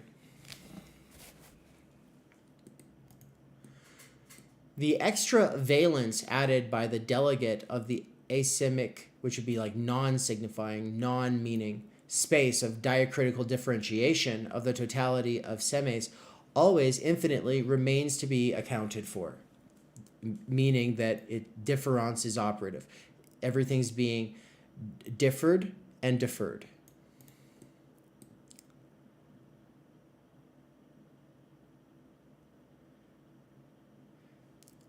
Luis says, I see this leaves no room to explain the real existence of sublime experiences outside of just saying you're wrong. Yeah, and also of it, like, for instance, it doesn't really work for, I can have a correct insider perspective and you can have a correct insider perspective, and neither of those correct insights or perspectives is the entire truth. The entire truth in that sense would be outside of any one of our limited experiences, perspectives, insights, right? The Heideggerian theory of truth would be that truth is in itself the revealing of and unconcealing of experiences, perceptions. It's the disclosure of being, of getting some kind of a unique sense of being, right? In that case, the artist can have the fidelity to truth. The artist can, instead of willy-nilly just trying to impress people and signify social prestige or whatever kind of sign value they're playing at, the artist can have like a strong fidelity to disclosing being in a way that's never been done before, that will change people's way of experiencing themselves in the world, that can open up to people some new possibility, right? That becomes itself a truth procedure, right? In that sense. So truth in that sense is much broader than, the function of a logical syllogism having validity and soundness, right?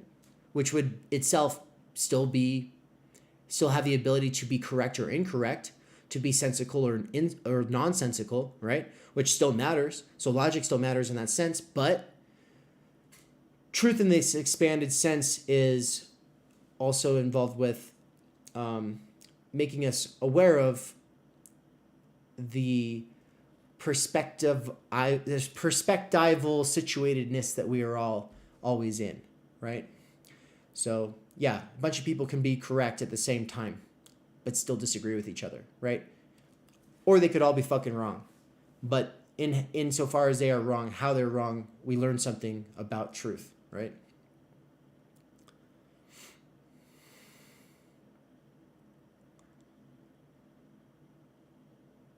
Everyone's talking about semen and seed and sow as a way of still talking about the root of seme and semiotics. There's that would be a fun way to tie in the section from of grammatology where Derrida is talking about writing as masturbation. I think he does that. So there might be a fun thing that someone could do there. And I think maybe that Rousseau had said something about that, and then Derrida's taking it further. I don't know. Anyway. Let's just go back to the top after the quote. The argument is clear. The conceptual totalization of a chain of marks is always remarked by an additional mark, which, within the series of semic marks, represents, holds the place of, their ground, their field of inscription. That is, their very differentiality, the difference between marks as such. Totality takes place only as remarked. As soon as it occurs, a surplus mark is always added. In other words, totalization never totalizes all. Because of a structural necessity, it is accomplished by means of an excess which itself remains non-totalized, non-accounted for. What is not and by the way, people telling you, oh, you can't end sentences with the word for. Well, Žižek's done it a few times already, so next time someone pulls that bullshit on you, tell them to fuck off. What is not possible in a totalization which, through a self-reflexive equation to itself, would comprise itself, its own remark, which would remark itself and thus achieve transparent self-coincidence.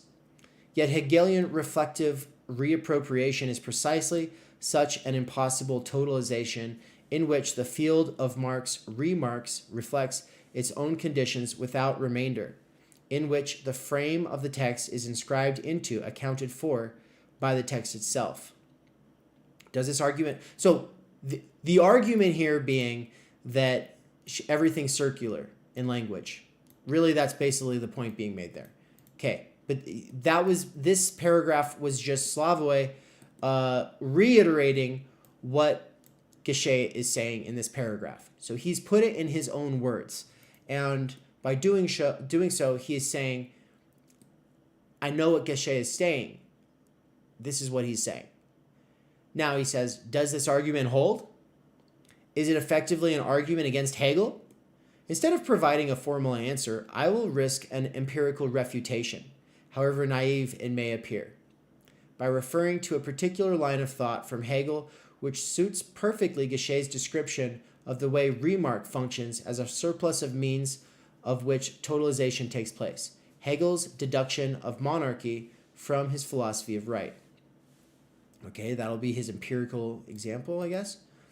I also like how naive here doesn't have the little fancy mark on it that So like when your spell checker tells you that you're not spelling naive right, I don't know. It's fine here. It's fine here. This deduction being the one of monarchy from the philosophy of right. This deduction is, as a rule, looked down upon. One sees in it evidence of Hegel's concession to pre-bourgeois historical circumstances, if not outright proof of his conformism.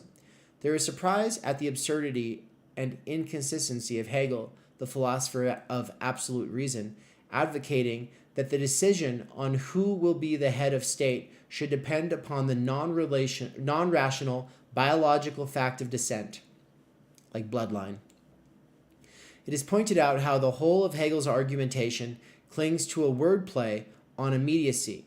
To be effective, the unity of the state must be again embodied in an individual in whose existence alone will exists for itself. I just lost my place. It is pointed out how the whole of Hegel's argumentation clings to a wordplay on immediacy. To be effective, the unity of the state must be again embodied in an individual in whose existence alone will exists for itself, achieves immediate existence. And this demand for natural immediacy is best met precisely by lineage. This criticism, however, misfires totally, not because it is simply wrong. The point is rather that, unknowingly, it confirms Hegel's basic idea. The constitutional monarchy is a rationally articulated organic whole at the head of which there is an irrational element, the person of the king. What is crucial here is precisely the fact accentuated by Hegel's critics. The abyss separating the state as an organic rational totality from the irrational factum brutum, brute fact, of the person who embodies supreme power, that is to say, by means of which the state assumes the form of subjectivity. Against the reproach that the fate of the state is thus left to the natural contingency of the sovereign's psychic constitution, his wisdom, honesty, courage, and so on, Hegel retorts. So this retort is actually something that Slavoj is using to refute this characterization of Hegel as saying that the embodiment of the king descending from a bloodline, that traces back to Adam or whatever, is itself like the necessary rational culmination. No, the point is that it's irrational, apparently. And so here's Hegel's quote that Slavoj is using to disagree with people in the present day, which is funny. All this rests on a presupposition which is nugatory, namely that everything depends on the monarch's particular character. In a completely organized state, it is only a question of the culminatory point of formal decision. It is wrong, therefore, to demand objective qualities in a monarch. He has only to say yes and dot the I. Whatever else the monarch may have in addition to this power of final decision is part and parcel of his private character and should be of no consequence. In a well-organized monarchy, the objective aspect belongs to law alone, and the monarch's part is merely to set to the law the subjective I will. Right? Like some placeholder made up of physical flesh with some ostensible justification for being there, it has to step in to represent the decision of the law, right? Otherwise, law is just this disembodied thing, right? Someone's got to be responsible so that if you get really pissed off about the law, you can kill that person who's responsible and then supposedly start anew, but in reality, the law just keeps functioning, right?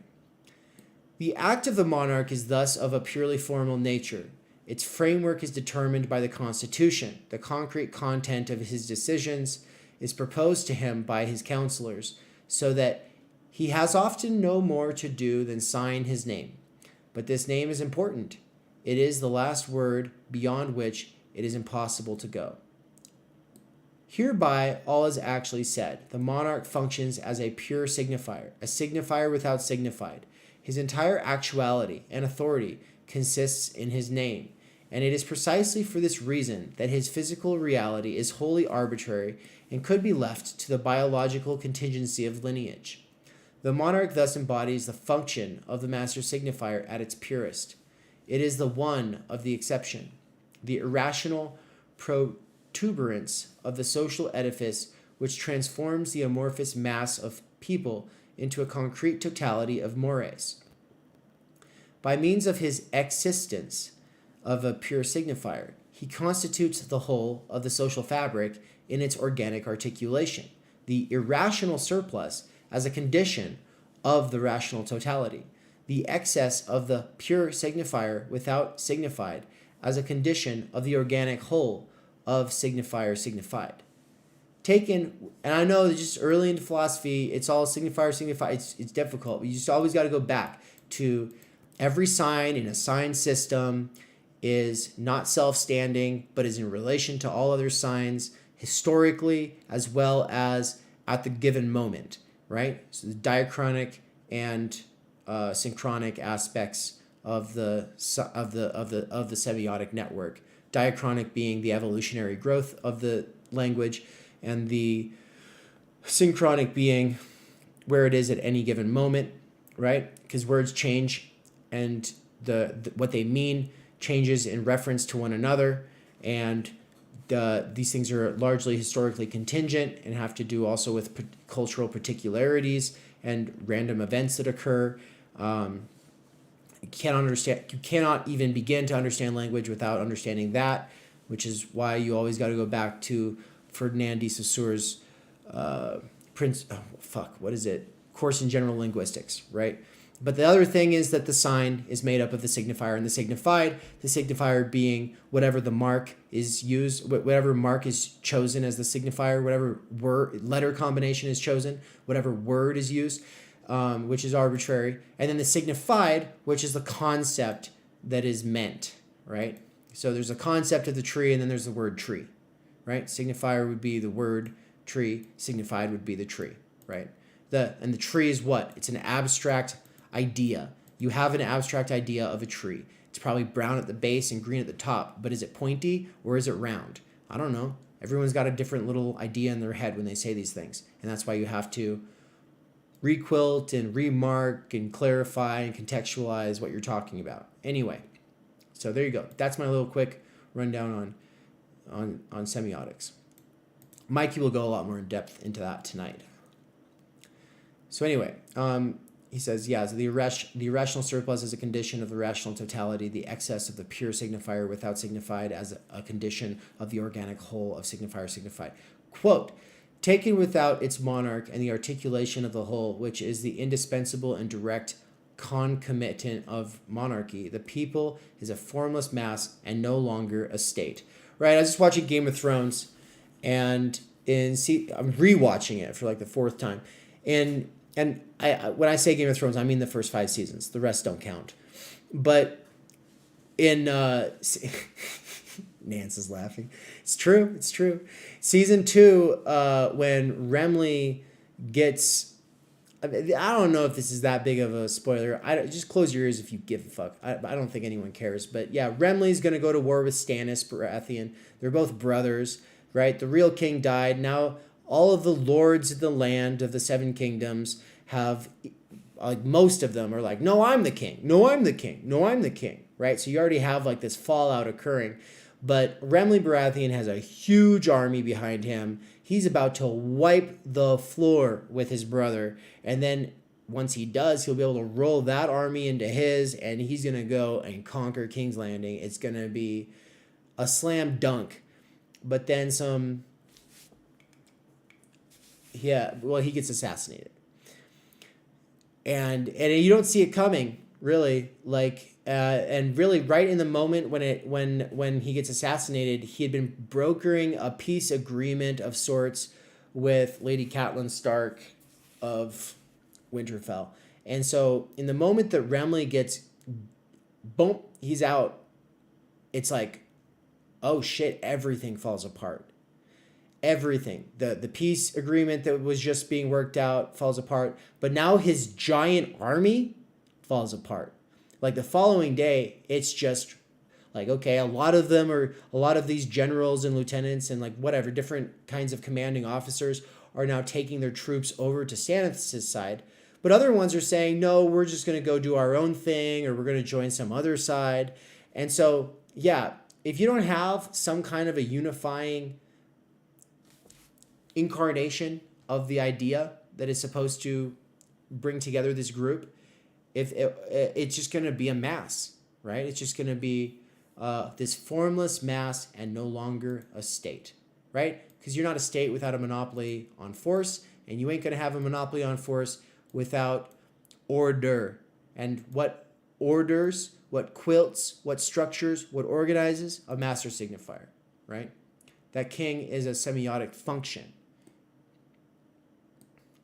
In other words, the monarch is not just a... And by the way, and this is one of the things that I think was probably in the last chapter and Mikey touched on already, the king who believes himself to be the actual king, to believe himself the extension of God, or of the, to be the actual inheritor of all supreme power or whatever, that person is duped, delusional, and also gonna be a really bad king, right? And I mean, what is Game of Thrones except for a story about some bad kings, right? Joffrey's the case in point. You can't do that. I'm the king. Everyone's like, shut the fuck up, you little puke. You are not the king. You are a little piece of shit.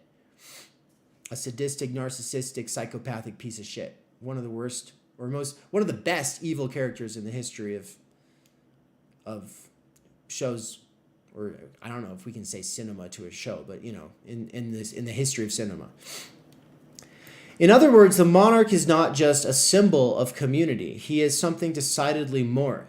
Through him, in him, the community itself reaches itself being for itself, and thus realizes itself. It is a paradoxical symbol by means of which the symbolized content... God damn it, I lost my spot. Symbolized content. Is it down below?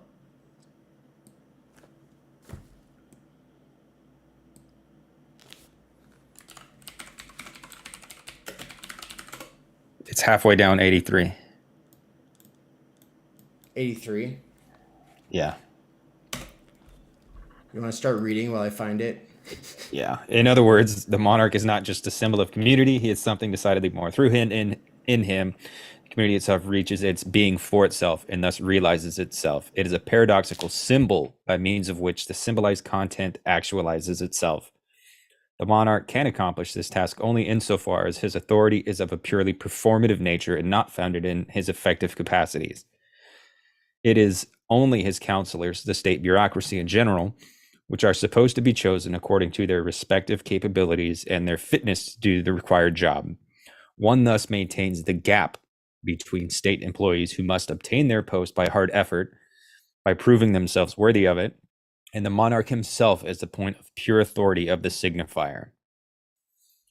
The multitude of individuals, the mass of people, is confronted with a unique individual, the monarch. They are the multitude, movement, fluidity. He is the immediacy, naturalness. It is only he who is natural. That is to say, with him, nature took refuge. He is its last remainder, as a positive remainder.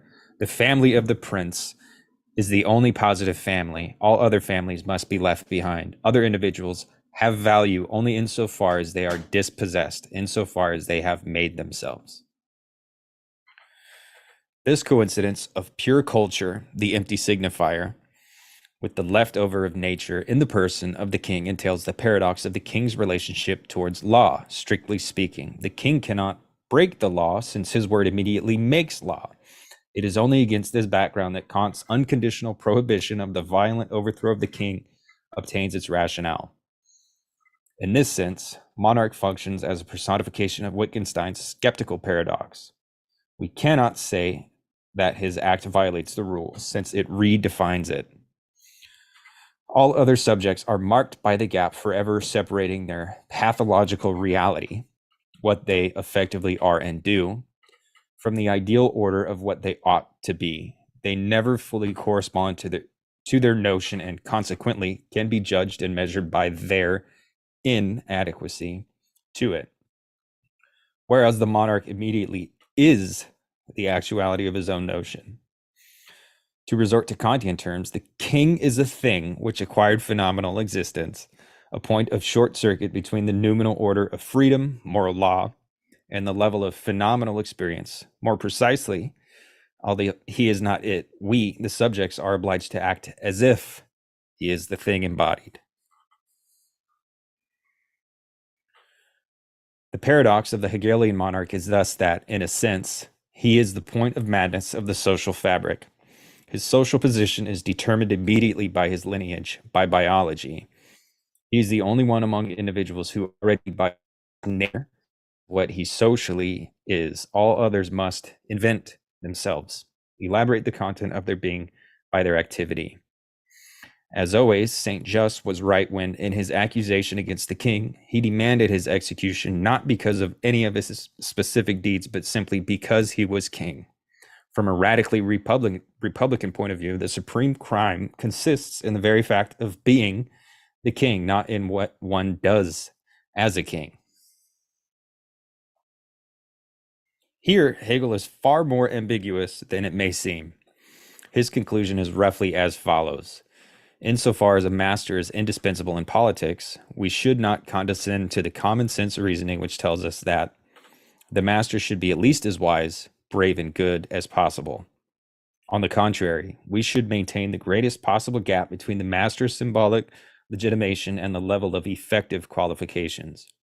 Localize the function of the master to a place excluded from the whole. Reduce him to an agency of purely formal decision, whereby it does not matter if he is effectively an idiot.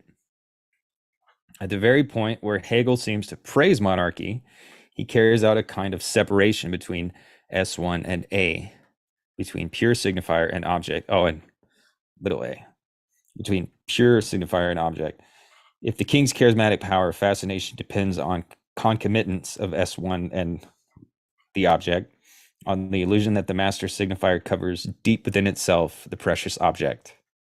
Hegel separates them and shows us, on the one hand, S1 and its imbecilic tautology of an empty name, and on the other, the object, the body of the monarch, as a pure excrement, a remainder appended to the name.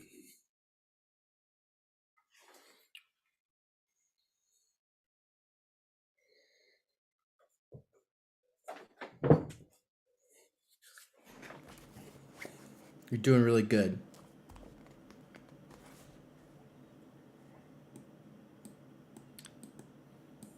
What do we want to say about this?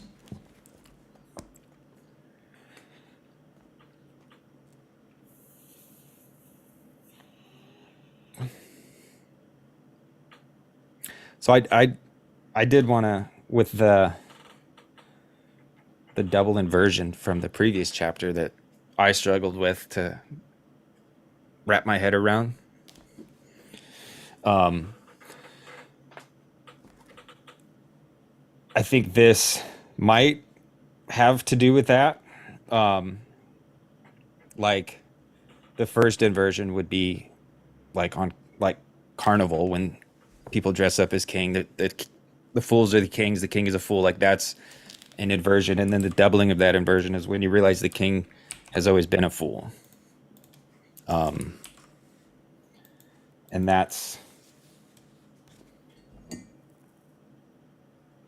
how I think about it. Or that's what I'm thinking about it. Right. So this... Well, he brought it back to S1 and S2, and I kind of already said the thing about that, right? Which is...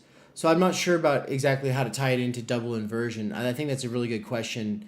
Don't forget to remind me to ask Mikey tonight in case I do forget. But because I could use a refresher on that and see how it ties into this as well. But for now, it's just that the master signifier, it's just we can talk about how it functions in ideology, but it's great to just go back to this sort of primordial instance of just, traditional societies everywhere having these king figures, right?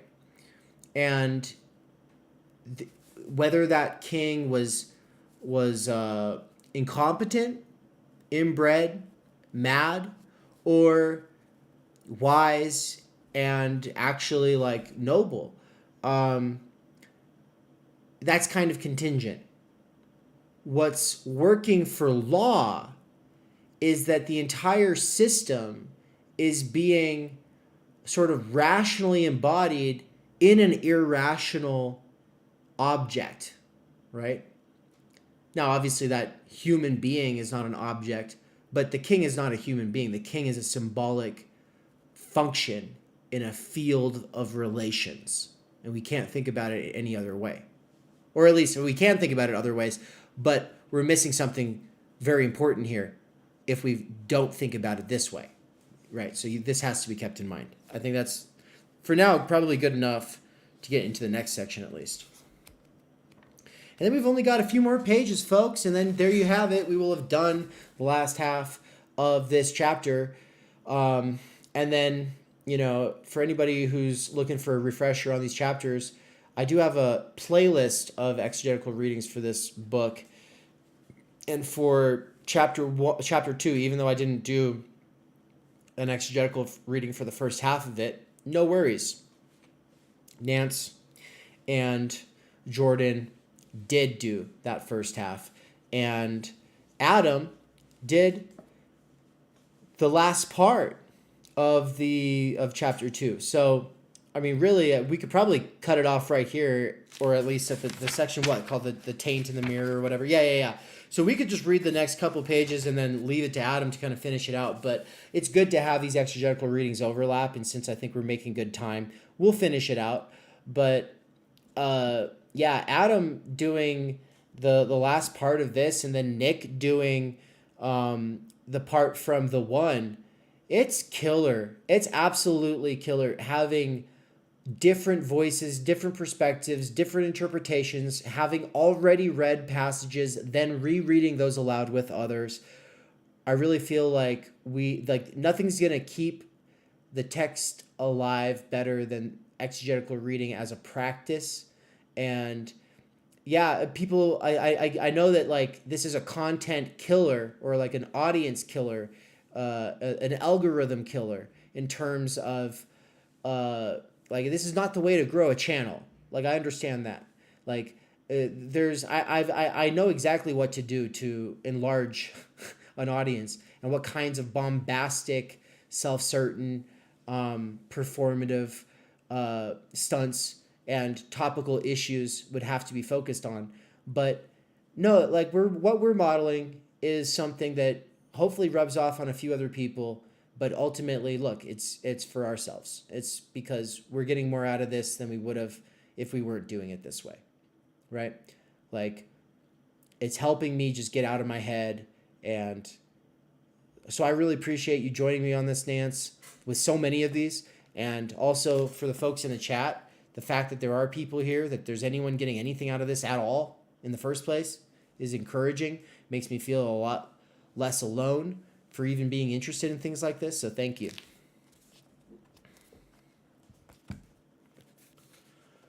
From failed reflection to reflected failure. The crucial feature is thus that the Hegelian monarch falls out from the dialectical mediation of nature and spirit.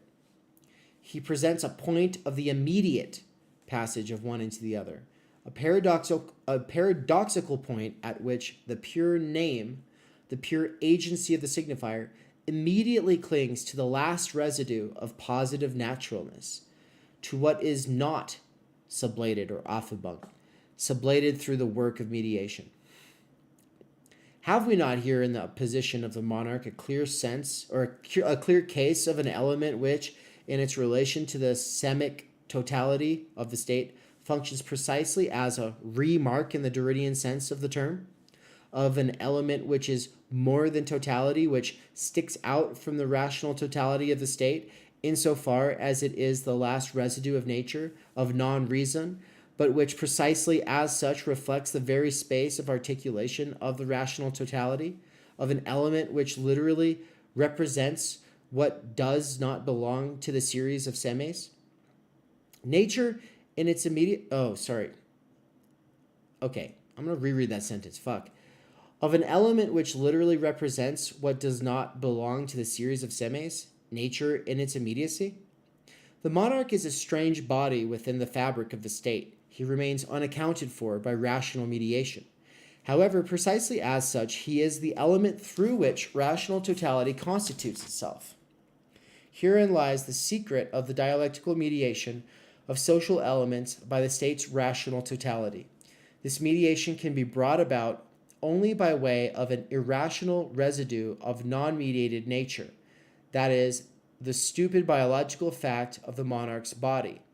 In other words, what the Derridian deconstruction brings out after a great struggle and declares to be the inherent limit of the dialectical mediation, the point at which the movement of Aufhebung necessarily fails, Hegel posits directly as the crucial moment of this movement. Everything can be mediated, sublated in its immediacy, and posited as an ideal moment of rational totality, on condition that this very power of absolute mediation is embodied anew in the form of its opposite, of an inert, non-rational residue of natural immediacy. We can now perhaps see why the conception of the monarch is, of all conceptions, the hardest for ratiocination. Inclusive of the deconstructive one. So we can now perhaps see why the concept of the monarch is of all concepts the hardest for ratiocination, inclusive of the deconstructive one. There's two footnotes there that I actually want to take a look at really quick. It's 27 and 28.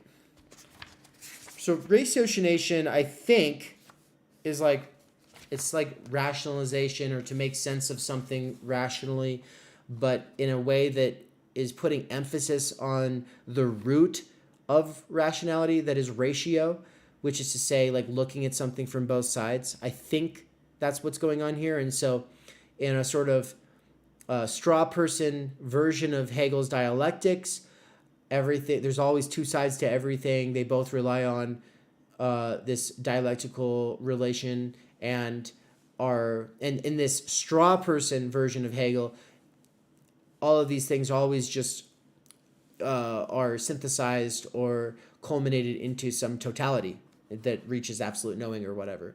Okay, so the point he's saying is that this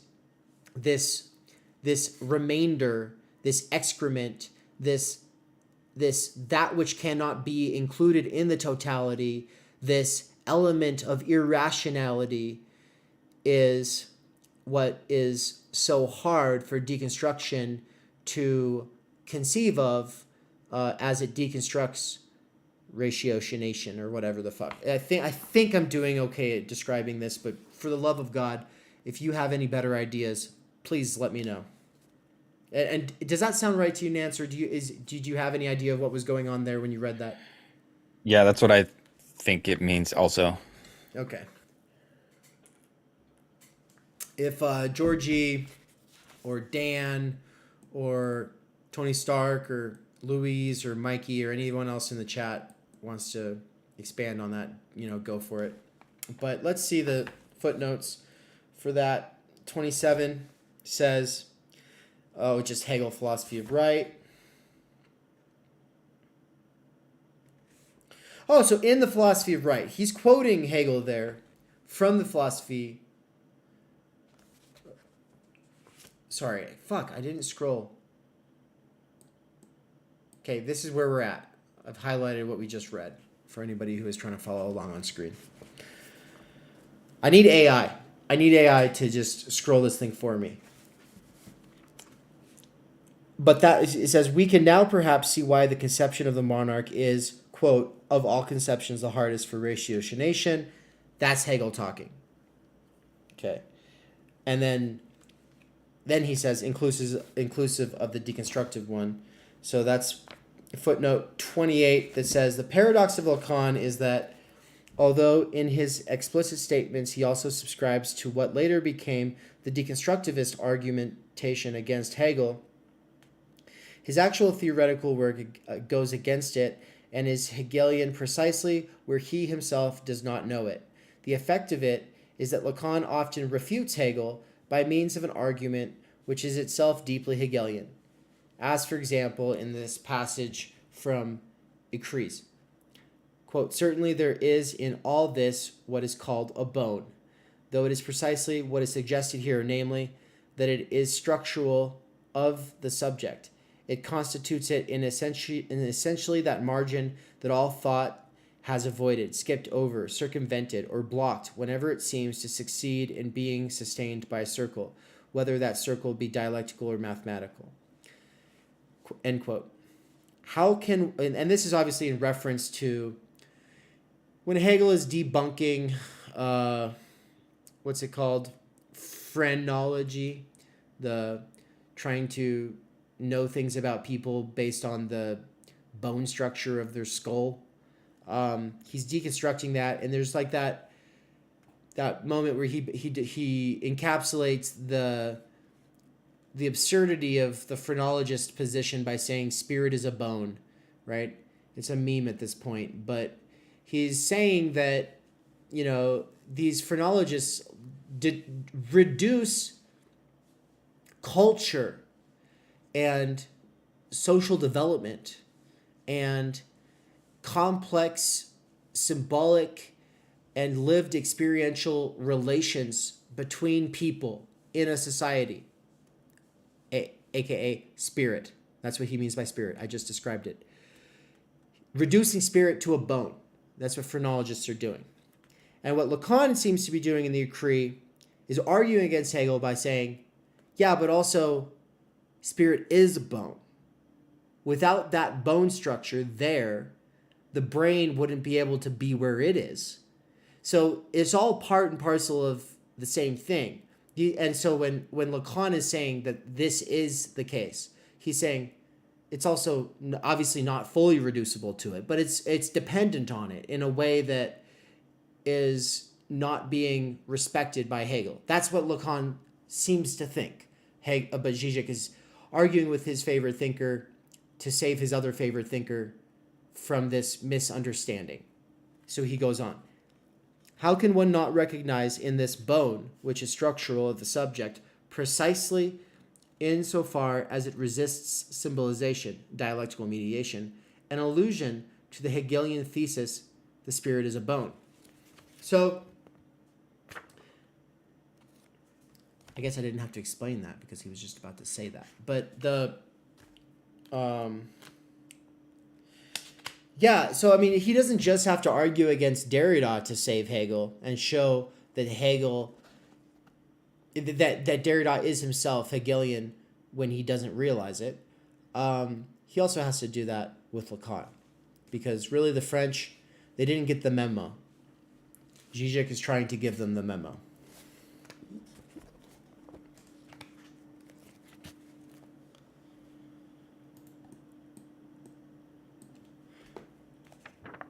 You want to read the next, like, page and a half here?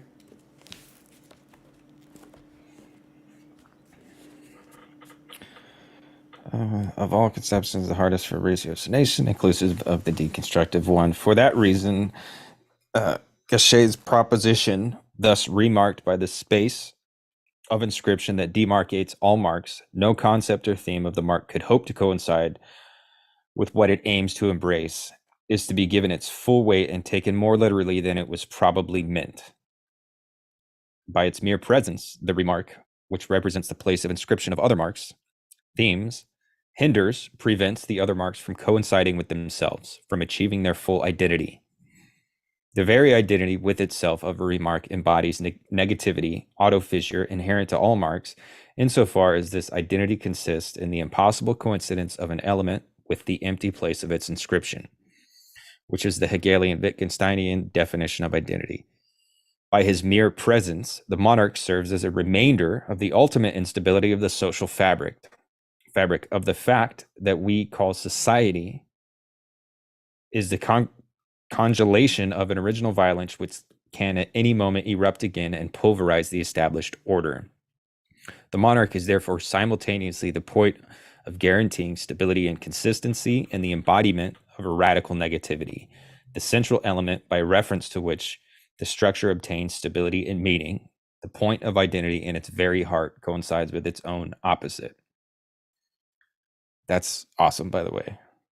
Should be clear now why the basic premise of the Derridian criticism of Hegel, that Aufhebung itself cannot be aufgehoben, that remarks itself in its turn always already remarked by the series within which it is inscribed, misfires completely. According to Derrida, Aufhebung would mean a successful inscription remark of the space into the series of marks, that is, of textuality into the text.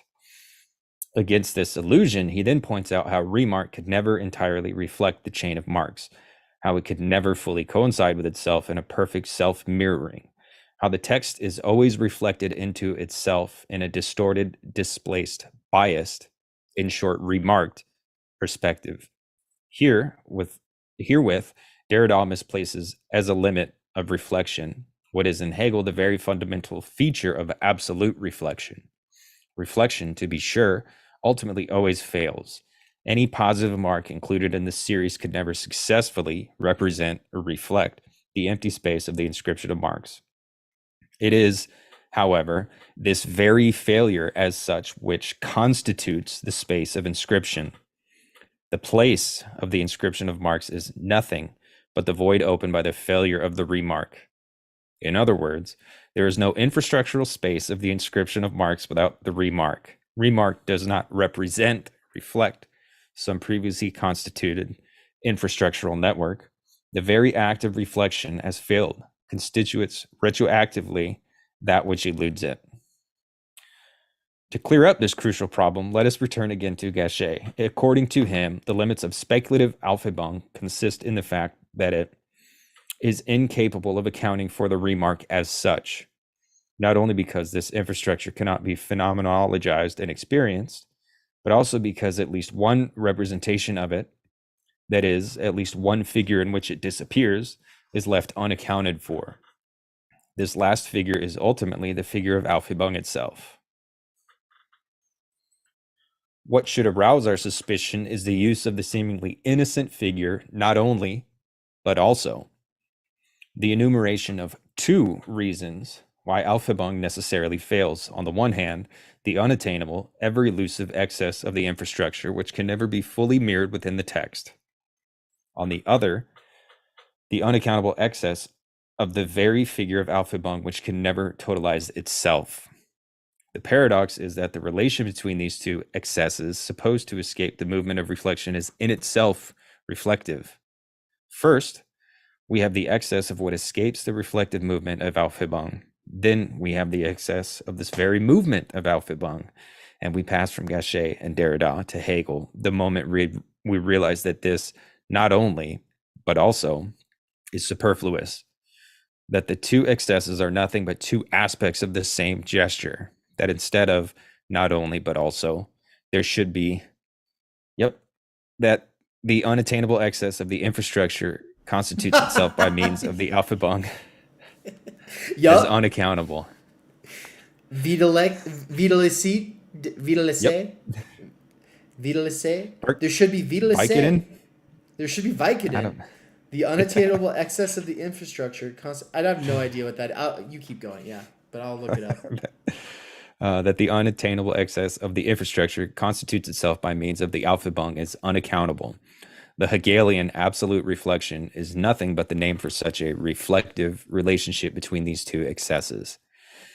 It is, so to speak, a redoubled reflection, the reflective remarking of the very surplus that escapes reflection.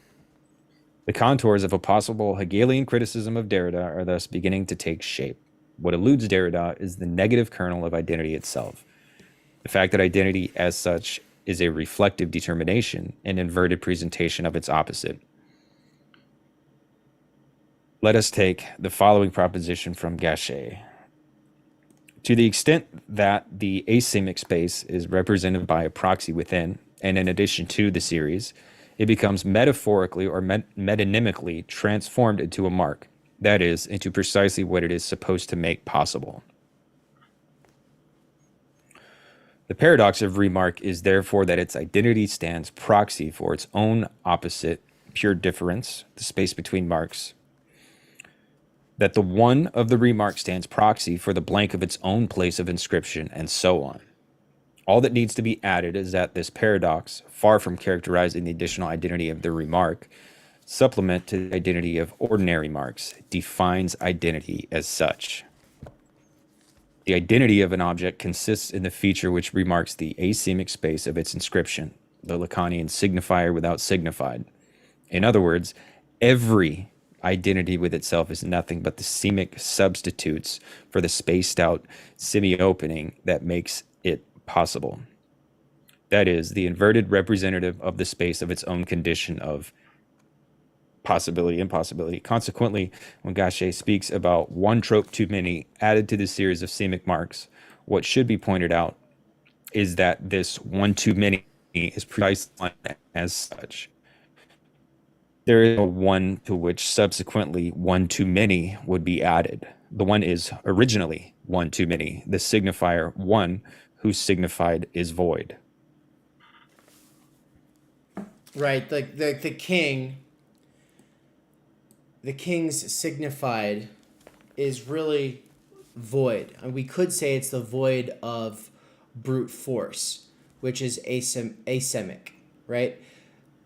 It is because it is. Well, why is it? Because the king said so. But why did the king say so?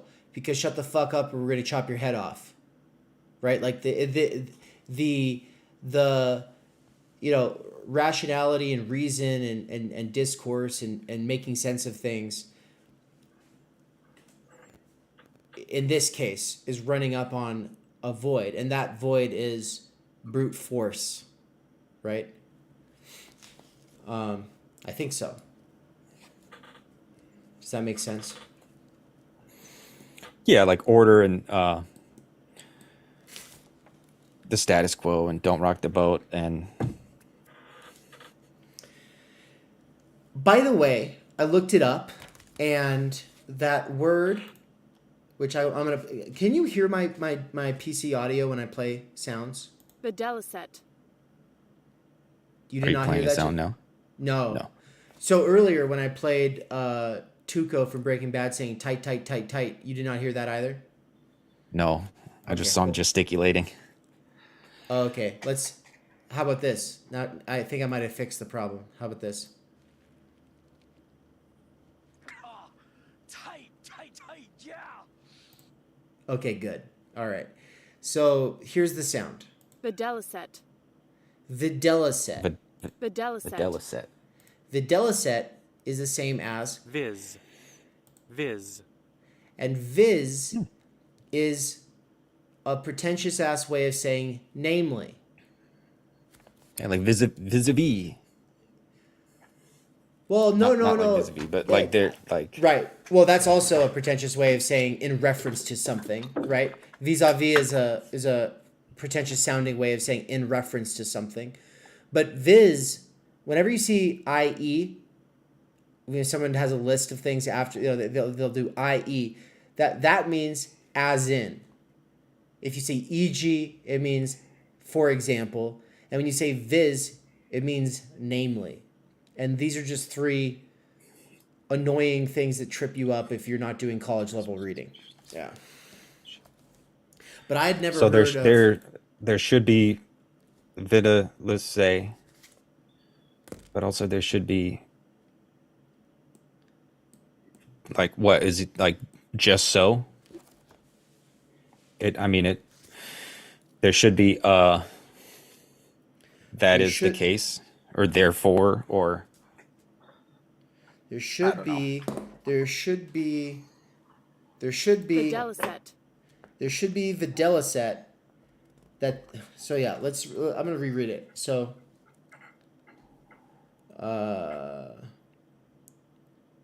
we pass from Gachet and Derrida to Hegel the moment we realize that this not only but also is superfluous, that the two excesses are nothing but two aspects of the same gesture, that instead of not only but also there should be videlicet, that the unattainable access of the infrastructure constitutes itself by means of the Affabung as unaccountable. Is he saying that there should be, namely, that the unattainable access of the infrastructure, but because he puts it into quotes, it seems like he's talking about something else. It seems Well, like because the not only but also is the failing to account for the gap, and so rather than not only but also, there should be a that is. it's that part right here, everybody. I wasn't showing it on the screen, but it's that part right there. So, okay, we'll go with it. I mean, but you learned a new word, eh? Yeah, Darviset or whatever. Darviset. The Deliset. There we go. One of my best friends calls me Darvid most of the time. It's like, he's like, oh, what's up, Darvid? And instead of David, and he said, didn't you just say Vidariset? Vidariset. Yeah. I had, yeah, anyway, but okay. It seems irrelevant really to the bigger point. So where are we? Not sure. 87? No. First full paragraph of 88, right? 88. In a paradoxical way? Yeah. Yeah, We one just too ended many on would be added. The one is original. Yeah. We ended at the point of the void. Yeah. Cool. I'll finish out. In a paradoxical way, Derrida remains prisoner of the ultimately commonsensical conception which aims at freeing heterogeneity from the constraints of identity, of a conception which is obliged to presuppose a constituted field of identity, the metaphysics of presence, in order to be able to set to the unending work of its subversion. The Hegelian answer to this would be, we deconstruct identity by retroactively ascertaining how identity itself is a reflective determination, a form of appearance of its opposite. Identity as such is the highest affirmation of difference. It is the very way differentiality, the space of differences as such, inscribes, reflects itself within the field of differences, of the series of different determinations. This is a hard nut to crack, even for those followers of Hegel who remain fascinated by the power of the negative, by the wild dance of negativity which liquefies all positive, solid determinations. For them, the ultimate secret of dialectical speculation is still unapproachable. The standpoint of understanding, what Hegel calls abstract ratiocination, is bewitched by the eternal flow of things, whereby every definite, solid form is doomed to death, whereby every fixed identity is just a passing moment of the all-embracing whirlpool of generation and corruption. What eludes this approach is not the mediation of all solid, fixed forms by the negative power of liquefaction, but the immediate passage of this liquefaction into a point of inert, fixed identity with itself. The way the state as the agency of rational mediation of society acquires full actuality, realizes itself only in the inert, irrational immediacy of the monarch's body, for example. For the standpoint of understanding, this could only mean that the person of the monarch symbolizes, represents the totality of the state. What it cannot grasp is that the monarch in his very corporality is the state in a way in which is far from metaphoric. It cannot grasp how what the monarch symbolizes, represents, has no consistency outside this representation. Beautiful. And then we've got 3 pages. Adam. Wow. Adam got the exegetical reading achievement for doing 3 pages. Adam. I'm just kidding. I you know what? If you've got a passage that you want to do an exegetical reading on, you do the section that you want to do the exegetical reading on. Linear order matters less than if you've read a piece, reread the part that you want to reread the most. Don't feel the need to do it sequentially, chronologically. No. But yeah, all right. So we've got these 3 pages. Let's dive in. So I'll start off, then we'll go to Nance, and then he'll either finish it out or it'll come back to me. So, by the way, you got called Mikey in the chat. So, someone was like, Dan was like, what Mikey just said is very in line with McGowan's nonsensicality of the law. Not Mikey. And then Lewis was like, gulag for making the mistake. Funny. You're all very funny My in the dad's chat. name is Mike. Oh, there you go. It's the name of the father. I could be Mike Jr. There you go. That Mikey Jr. is actually the highest rank that you can achieve in Theory Underground. That's when you reach the point of point of transcendence, and Right. And really, there's no graduation. You never graduate, but you can get to the point where we go, oh, you're on the level, right? You're on the level. Now you're living the life, and it's only going to get worse from here. Congratulations, you know. So Georgie Roy said that this is really helping, and thank you. So that, and I think the word actually was used. So it was like, this is actually really helping. Wow, thank you. You know, like, cool. There's a lot of other conversation going on in here, and I've missed it, and I will not do it justice. So I'm a bad streamer. I'm sorry. But I appreciate you all for sticking around and teaching the algorithm to continue showing you exegetical reading content, because that's good. Let's dive in. The taint of the mirror. Oh, okay. Somebody got the name of the father joke in the chat. Thank you. I thought that someone had missed that. I thought everyone had missed that, but at least one person got it. Thank you. The taint of the mirror. Actually, the basic misunderstanding of Guichet's book is best exemplified by its very title, The Taint of the Mirror, the part where the reflecting surface is scraped so that we see the dark rear. Within Guichet's line of argument, this taint of the mirror serves, of course, as a metaphor for the limit of philosophical reflection mirroring.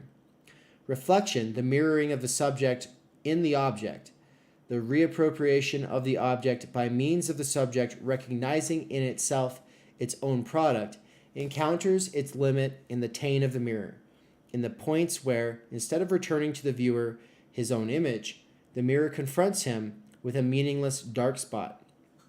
These dark spots are, of course, simultaneously the condition of the possibility and the impossibility of mirroring.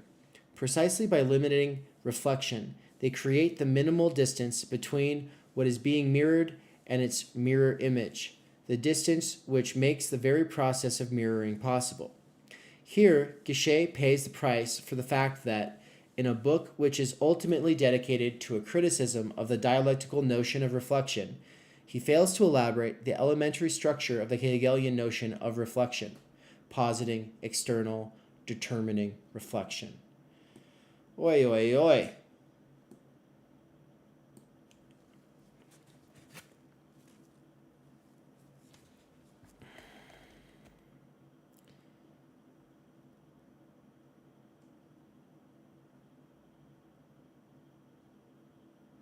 Yeah, so he failed to elaborate the elementary structure of the Hegelian notion of reflection. So take note, everybody.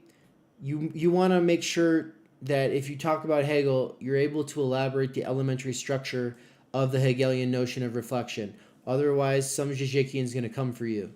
Okay? So apparently in parentheses there, it's positing, external, and then determining reflection. Right? So going back to the phenomenology of spirit, you're positing this thing I'm holding here, this is this.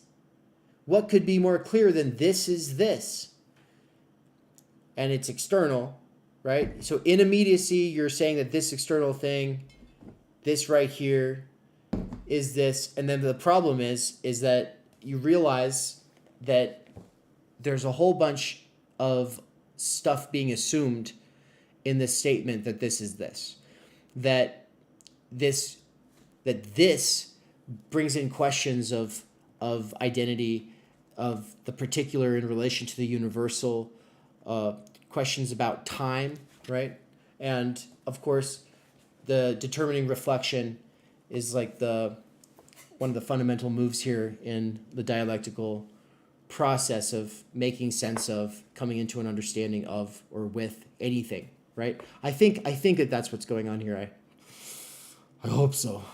My memory of the phenomenology spirit is at this point very clouded, and I'm looking forward to hopefully going back to it in the next year or two.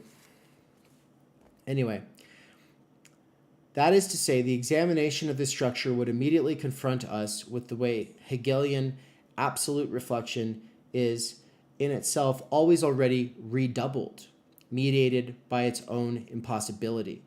Hegel knows perfectly well that reflection always fails, that the subject always encounters in a mirror some dark spot, a point which does not return him his mirror picture, in which he cannot recognize himself. It is, however, precisely at this point of absolute strangeness that the subject of the signifier, barred subject, not the imaginary ego, caught in the mirror relationship, M-IA, is inscribed into the picture. The spot of the mirror picture is thus strictly constitutive of the subject. The subject qua subject of the look is only insofar as the mirror picture he is looking at is inherently incomplete, insofar, that is, as it contains a pathological stain. The subject is correlative to this stain. Therein ultimately consists the point of Lacan's constant reference to anamorphosis. Holbein's Ambassadors exemplifies literally the Hegelian speculative proposition on phrenology. Spirit equals subject is bone equals skull. The blind spot of the picture. In the reversal proper to the process of reflection, the subject experiences itself as correlative to the point in his other in which he comes across an absolutely strange power, a power with which no mirror exchange is possible.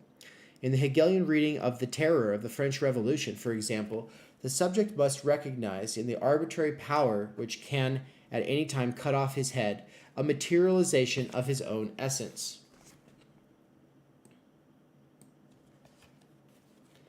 The guillotine, the image of uncontrollable otherness with which no identification seems possible, is nothing but the objective correlate of the abstract negativity that defines the subject. The passage of external into absolute reflection consists precisely in this redoubling of reflection. Reflection Reflection as symmetrical mirroring of the subject in objectivity fails. There is always some residue which resists integration, and it is in this residue escaping the reflective grasp that the proper dimension of the subject is reflected. In other words, the subject is the taint of the mirror. Yeah, but what is the guillotine thing? What is he saying about this? What do you have a hunch here, Nance?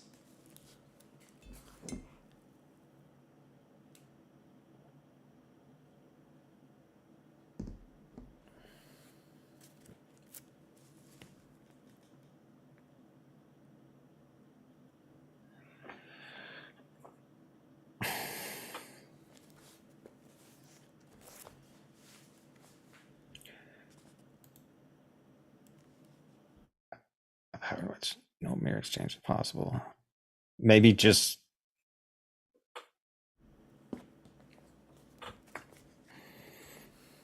unrecognizability and like otherness and like fundamentally foreign, like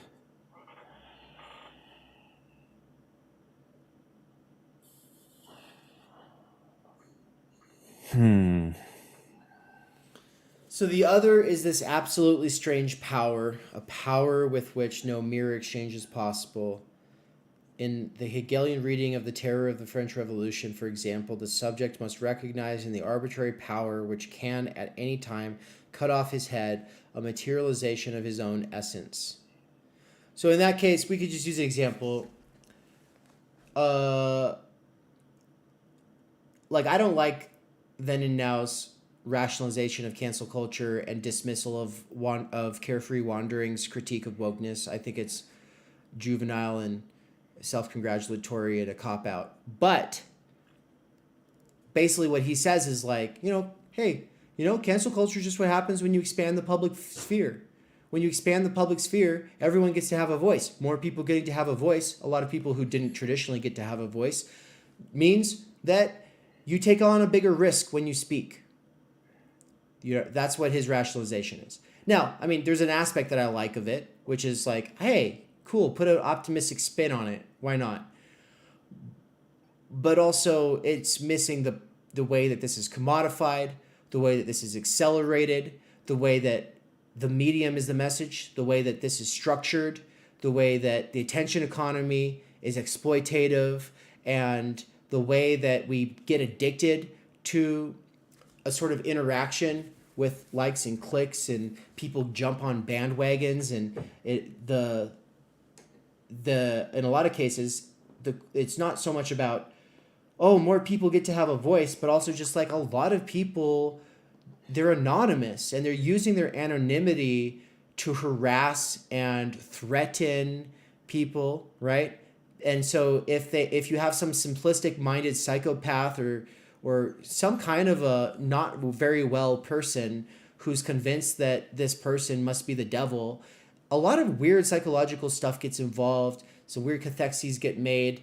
And then you have like these situations where people are like, they never get over some shit, right? Where something that, back in the day would have sorted itself out in a week at the skate park or the bar. Now that shit goes on for like 5 to 10 years. People trying to get people fired, trying to reach out to family members and like fucking send like dead animals to people and say, I know where your kids go to school. Like, that's a different level. And Then and Now doesn't even touch on it. He just acts like that's not real. He just acts like that's fine. Oh, we've just expanded. Okay, so that's my critique of him. But let's go with his point, though. In this example that Hegel uses for the reading of the terror of the French Revolution, that arbitrary power that could at any time cut off your head is a materialization of your own essence. So your essence right now is in some sense embodied in that absolute otherness and terror of the fact that anything you say, other people could try to use against you for the rest of your life and literally just do everything they could. You don't know them.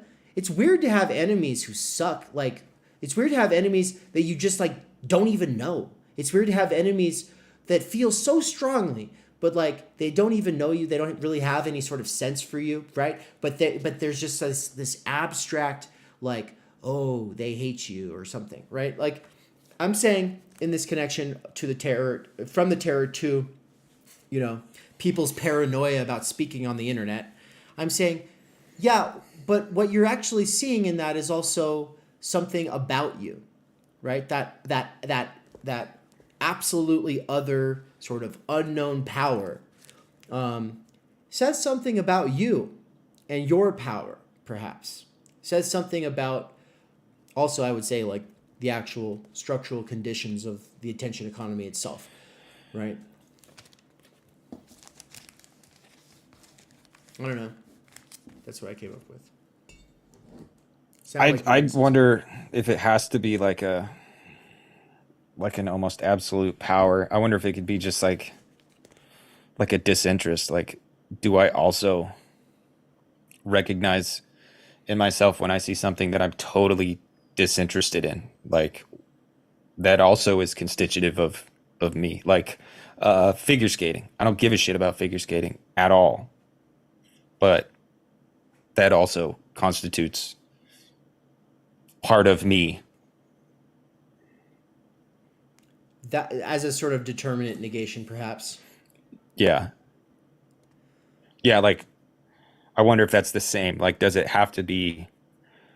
Because that's still other to me. Like, I'm totally disinterested in that. It's totally a void. I think that there's something that would be worth thinking out here between disinterestedness and like this kind of what he's calling the materialization of your own essence in the arbitrary power that could come for you at any moment, right? Which is like, you know, because we've overthrown the old aristocracy, because I have this freedom now, I could also get offed at any moment, right? So I'm not exactly sure how that would relate. But to would that, the, I mean, because, I mean, I get that. Like we are, we ride on the wave. We ride on top of the inherent violence, but also we ride on that wave of inherent possibility. And like what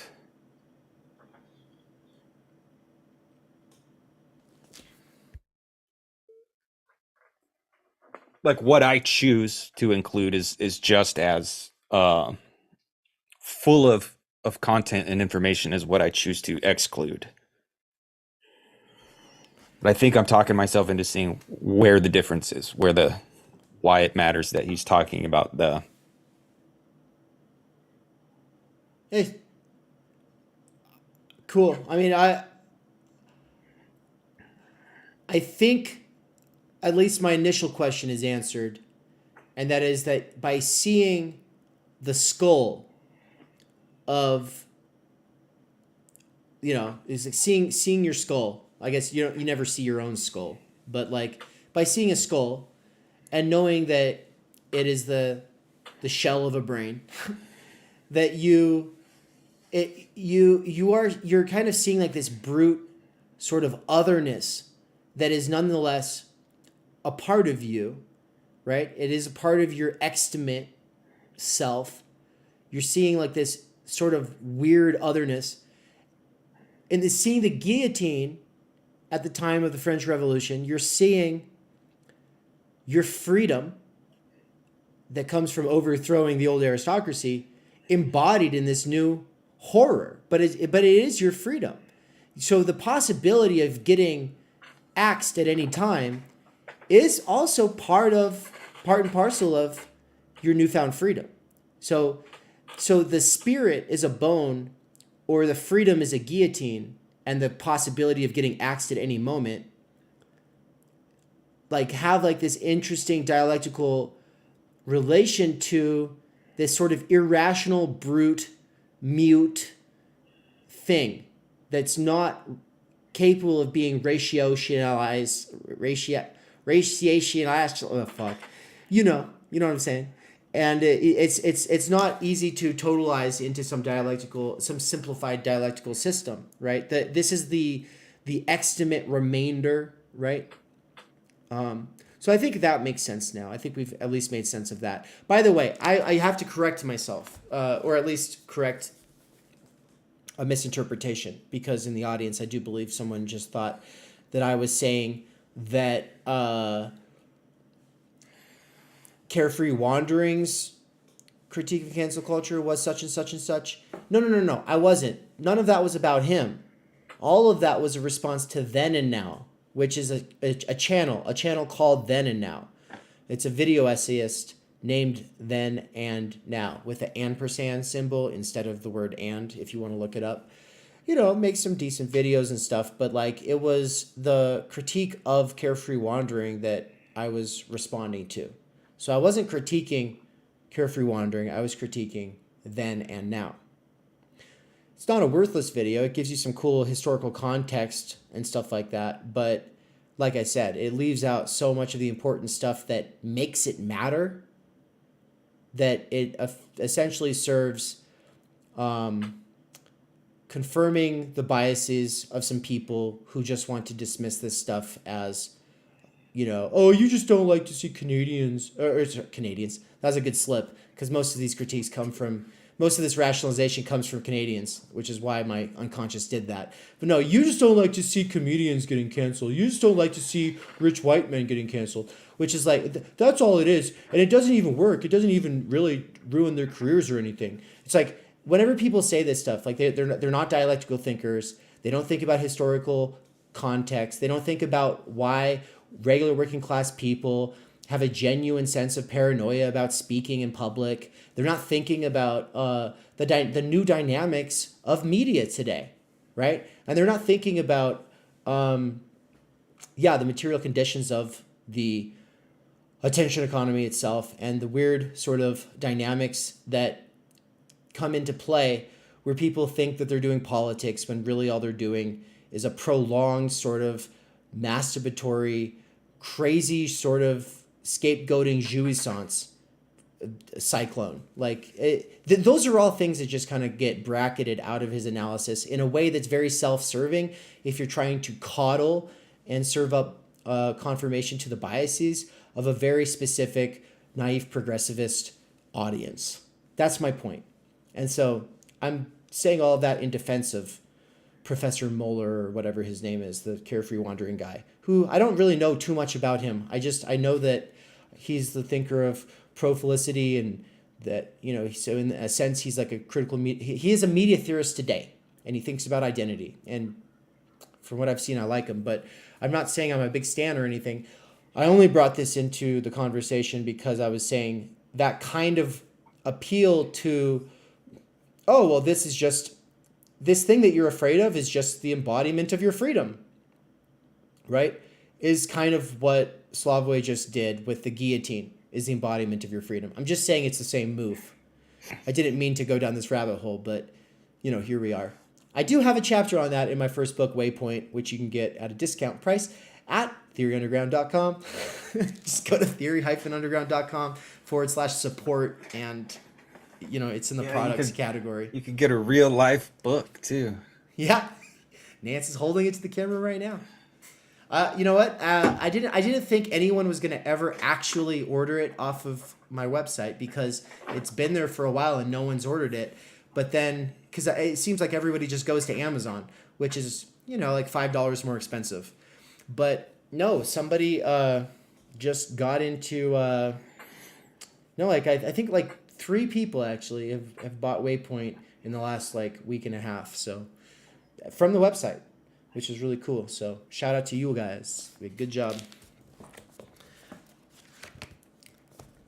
Love me some Hans George, says Dan. Yeah, he's a great guy, seems like.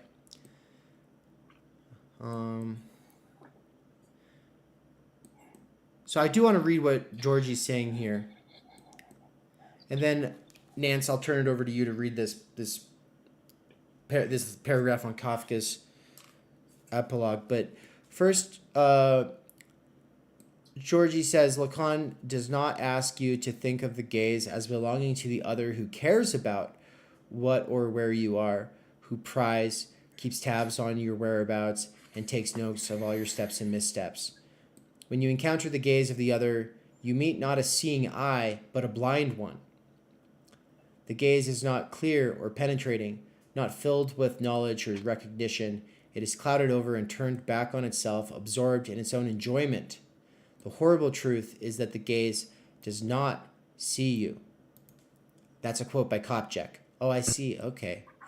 Yeah, and Kopchak is probably one of the most important on gaze. And in fact, we did an exegetical reading, Nance and I, on Todd McGowan doing cinema theory, talking about the gaze. And he relies on Kopchak somewhat.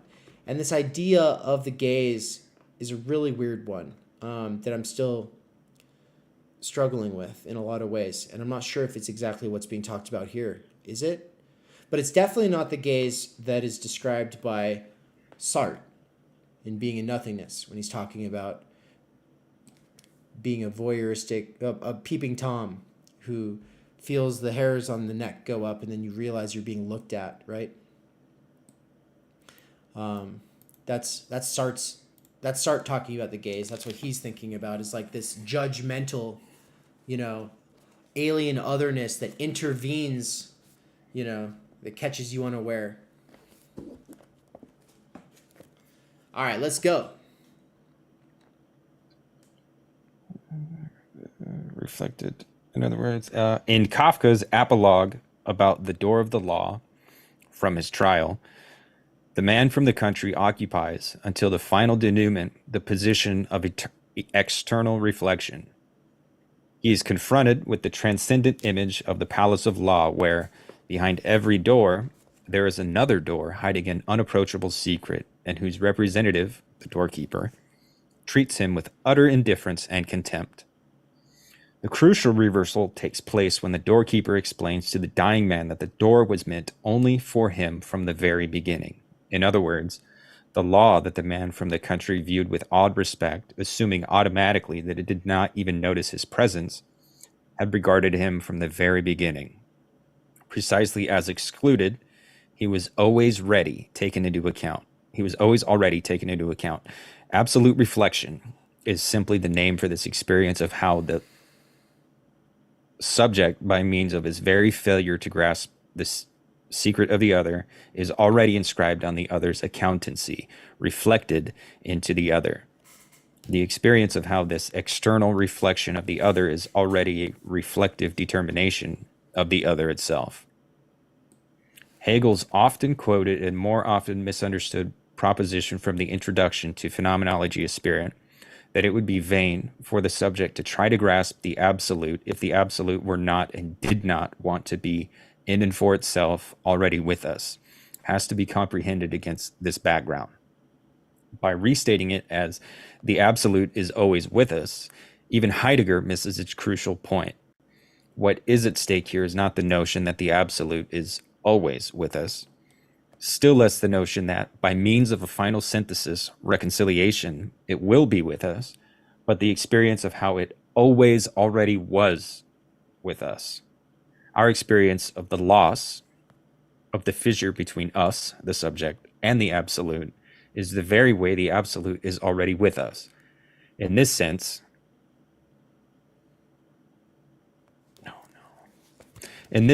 the final assertion of the doorkeeper that from the very beginning the door was meant only for the man from the country is Kafka's version of the Hegelian proposition that the absolute was always already with us.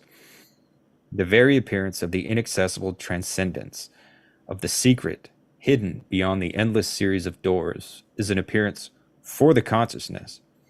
It is the way the law addresses this subject. This is how we should grasp the passage of external into determining absolute reflection. The notion of the inaccessible, transcendent absolute makes sense only insofar as the subject's gaze is already here. In its very notion, the inaccessible other implies a relation to its own other, the subject. The subject does not internalize, mediate the being in itself of the absolute. It simply takes cognizance of the fact that this in itself is in itself for the subject.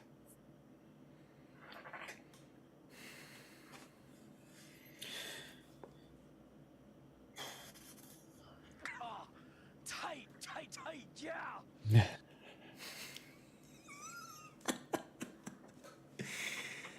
Yeah, as Žižek is speaking about gaze here, so good job tying that in.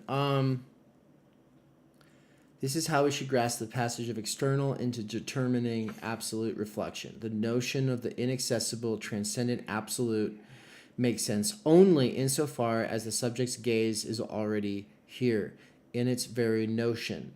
The inaccessible other implies a relation to its own other, the subject.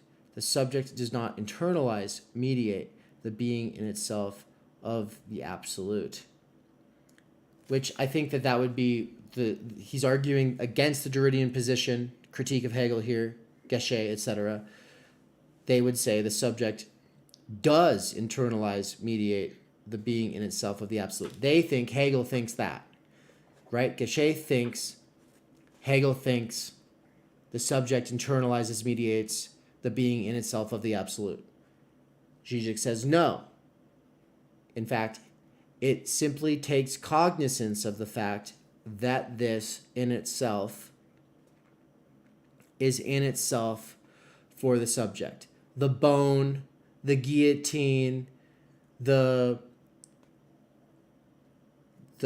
galaxy full of water that was discovered last year, right? Like just clouds of water vapors, like these wild alien seeming things, Mercury, Like, just what? What is that? You know, it's just this brute otherness, right? Cannot be reduced into the self, cannot be mediated ever in some way that, you know, oh, now I hold the whole understanding of everything in this, you know, I've achieved it. I understand all through understanding. No. But there is this sense, though, in which this in itself is in itself for the subject, because the subject couldn't be subject without a world of others and alterity and objects, right? So I think that's what's going on. How does that sound to you, Nance? Yeah, I like it a lot. It's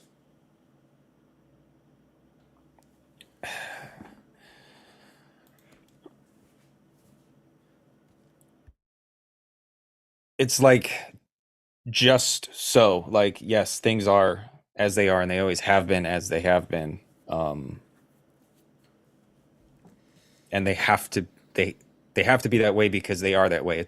But it's retroactive. Like, they are that way because they have to be that way.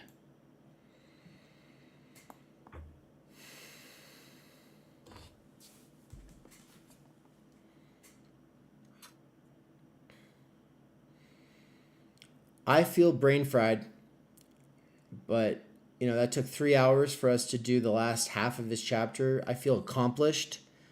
You've, in the last 2 weeks, Nance, done exegetical readings of the whole thing now. So congratulations. You're ahead of me in that sense. And you definitely saved me a lot of energy helping out here. And so it's deeply appreciated. Everybody in the chat, thank you for making us feel like we're not just speaking into a void, that there's actually some other people getting something from it. That confirmation, it helps. And I'm about to close this out because I don't want to make the mistake I did last time, which was I took a nap and then I got the times of the class wrong, and then I almost missed the class. Yeah. So it starts in about a half hour, I think. Is it? Yeah, dude. Yeah. So go get some food. Go look at the outside. Touch grass. That's what I'm going to do. I'm going to go touch some grass. I think I'm going to like jump in the pool and do a quick swim because I just need to refresh myself before. Are you just double checking that that's the time? Because you're making me nervous. Yeah. Am I wrong?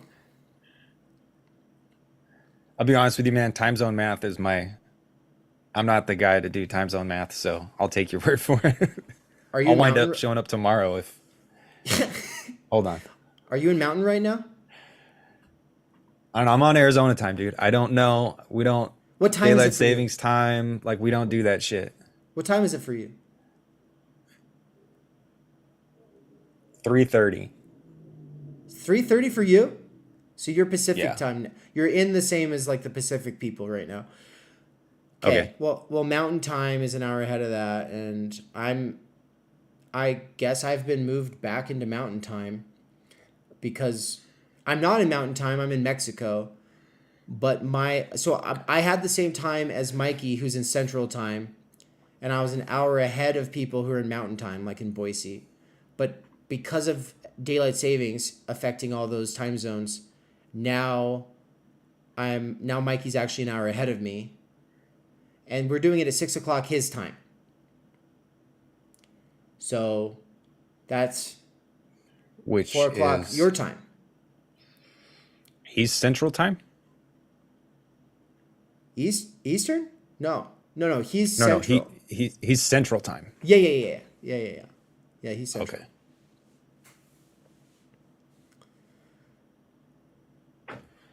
Yeah, dude, it's in a half hour. I'm gonna go get ready, and Word. Yeah, Mikey just said we start in 30 minutes. Okay, perfect. Fuck. All right. It's like who's on first? What time is it? Yeah, for real. Fuck.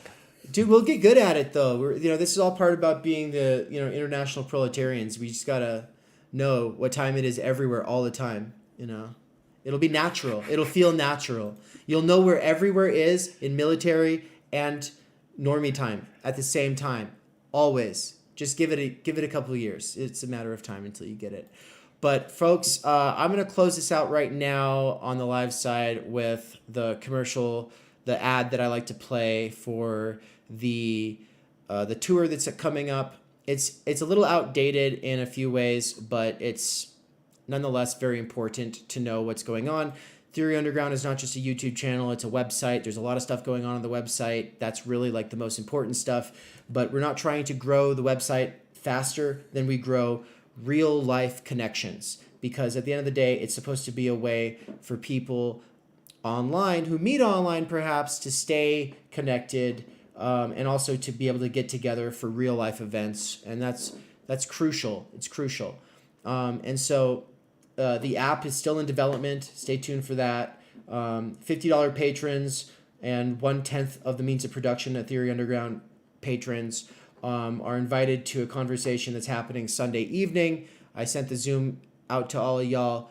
And so, yeah, I hope to see you there. Lots of cool stuff in the works that I'm going to tell you all about that other people won't be privy to for a while. And lastly, do think about whether you want to be a guide, a host, or a volunteer in a city on our tour. I think we're going to be adding Chicago to the tour so that I can get with Chris Catrone in real life. Yeah, Catrone's talking about collaborating with Theory Underground in some interesting ways. There's a bunch of other people talking about collaborating, but whether, like, at a bare minimum, I'm gonna get coffee with him in Chicago, or should I say pizza? Because when I think of Chicago, I think of pizza. So as long as I'm there, I'm just gonna be shoving my face with pizza. Then I'm gonna go down to Kansas City, Missouri, to see Michael Downs and also Philip from Theory Underground, and it's just gonna be barbecue. It's gonna be the best time ever. So anyway, thanks for joining, Nance. I'm gonna turn on the commercial here for the tour. So bye, folks.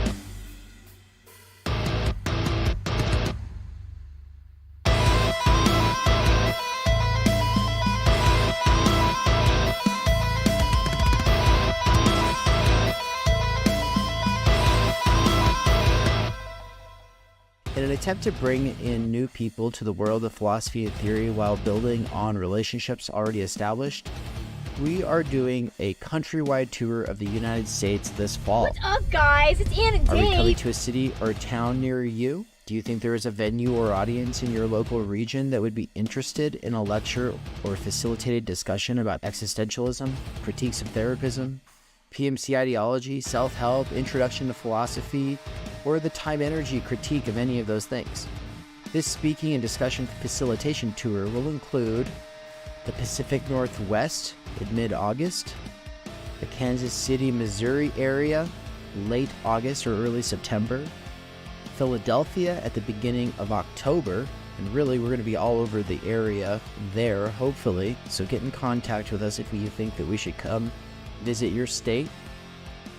Phoenix, Arizona, mid-October, in SoCal, especially San Diego, late October. I say especially San Diego because we already have our guide for the San Diego region. What's the difference between a host, a guide, and a volunteer, you ask? Well, thanks for asking, actually. The volunteer role is for people who want to put up posters or in other ways promote the events that will be occurring in their town or city, whereas the host might have a guest bedroom, guest house, or a place that we can park our van so that we can sleep in our van. We need to know if you would have like bathroom facilities or anything like that, and so the form on the website is where you can tell us what you have to offer. Guiding, on the other hand, though, people who love to guide take a lot of pride in their local knowledge. A good example of that would be Michael Downs when I visited him in Raytown, Missouri, and he took me into Kansas City and we had barbecue, and he took me to the mall and to all these other landmark places from his life growing up there. But a more recent example would be my friend Michael in Poland, who took us around Katowice, Poland, and basically gives a historical and sociological analysis of everything, and it was amazing. It was one of the coolest things we've ever experienced, and it made us realize some people just want to provide the space and privacy, whereas other people want to take you out and show you around. And so if you're interested in being a volunteer, host, or guide, we have a special form for that. So please fill out your information and get in contact with us as soon as possible so we can fit you into the schedule, because we'll love to meet you, touch base with the local community.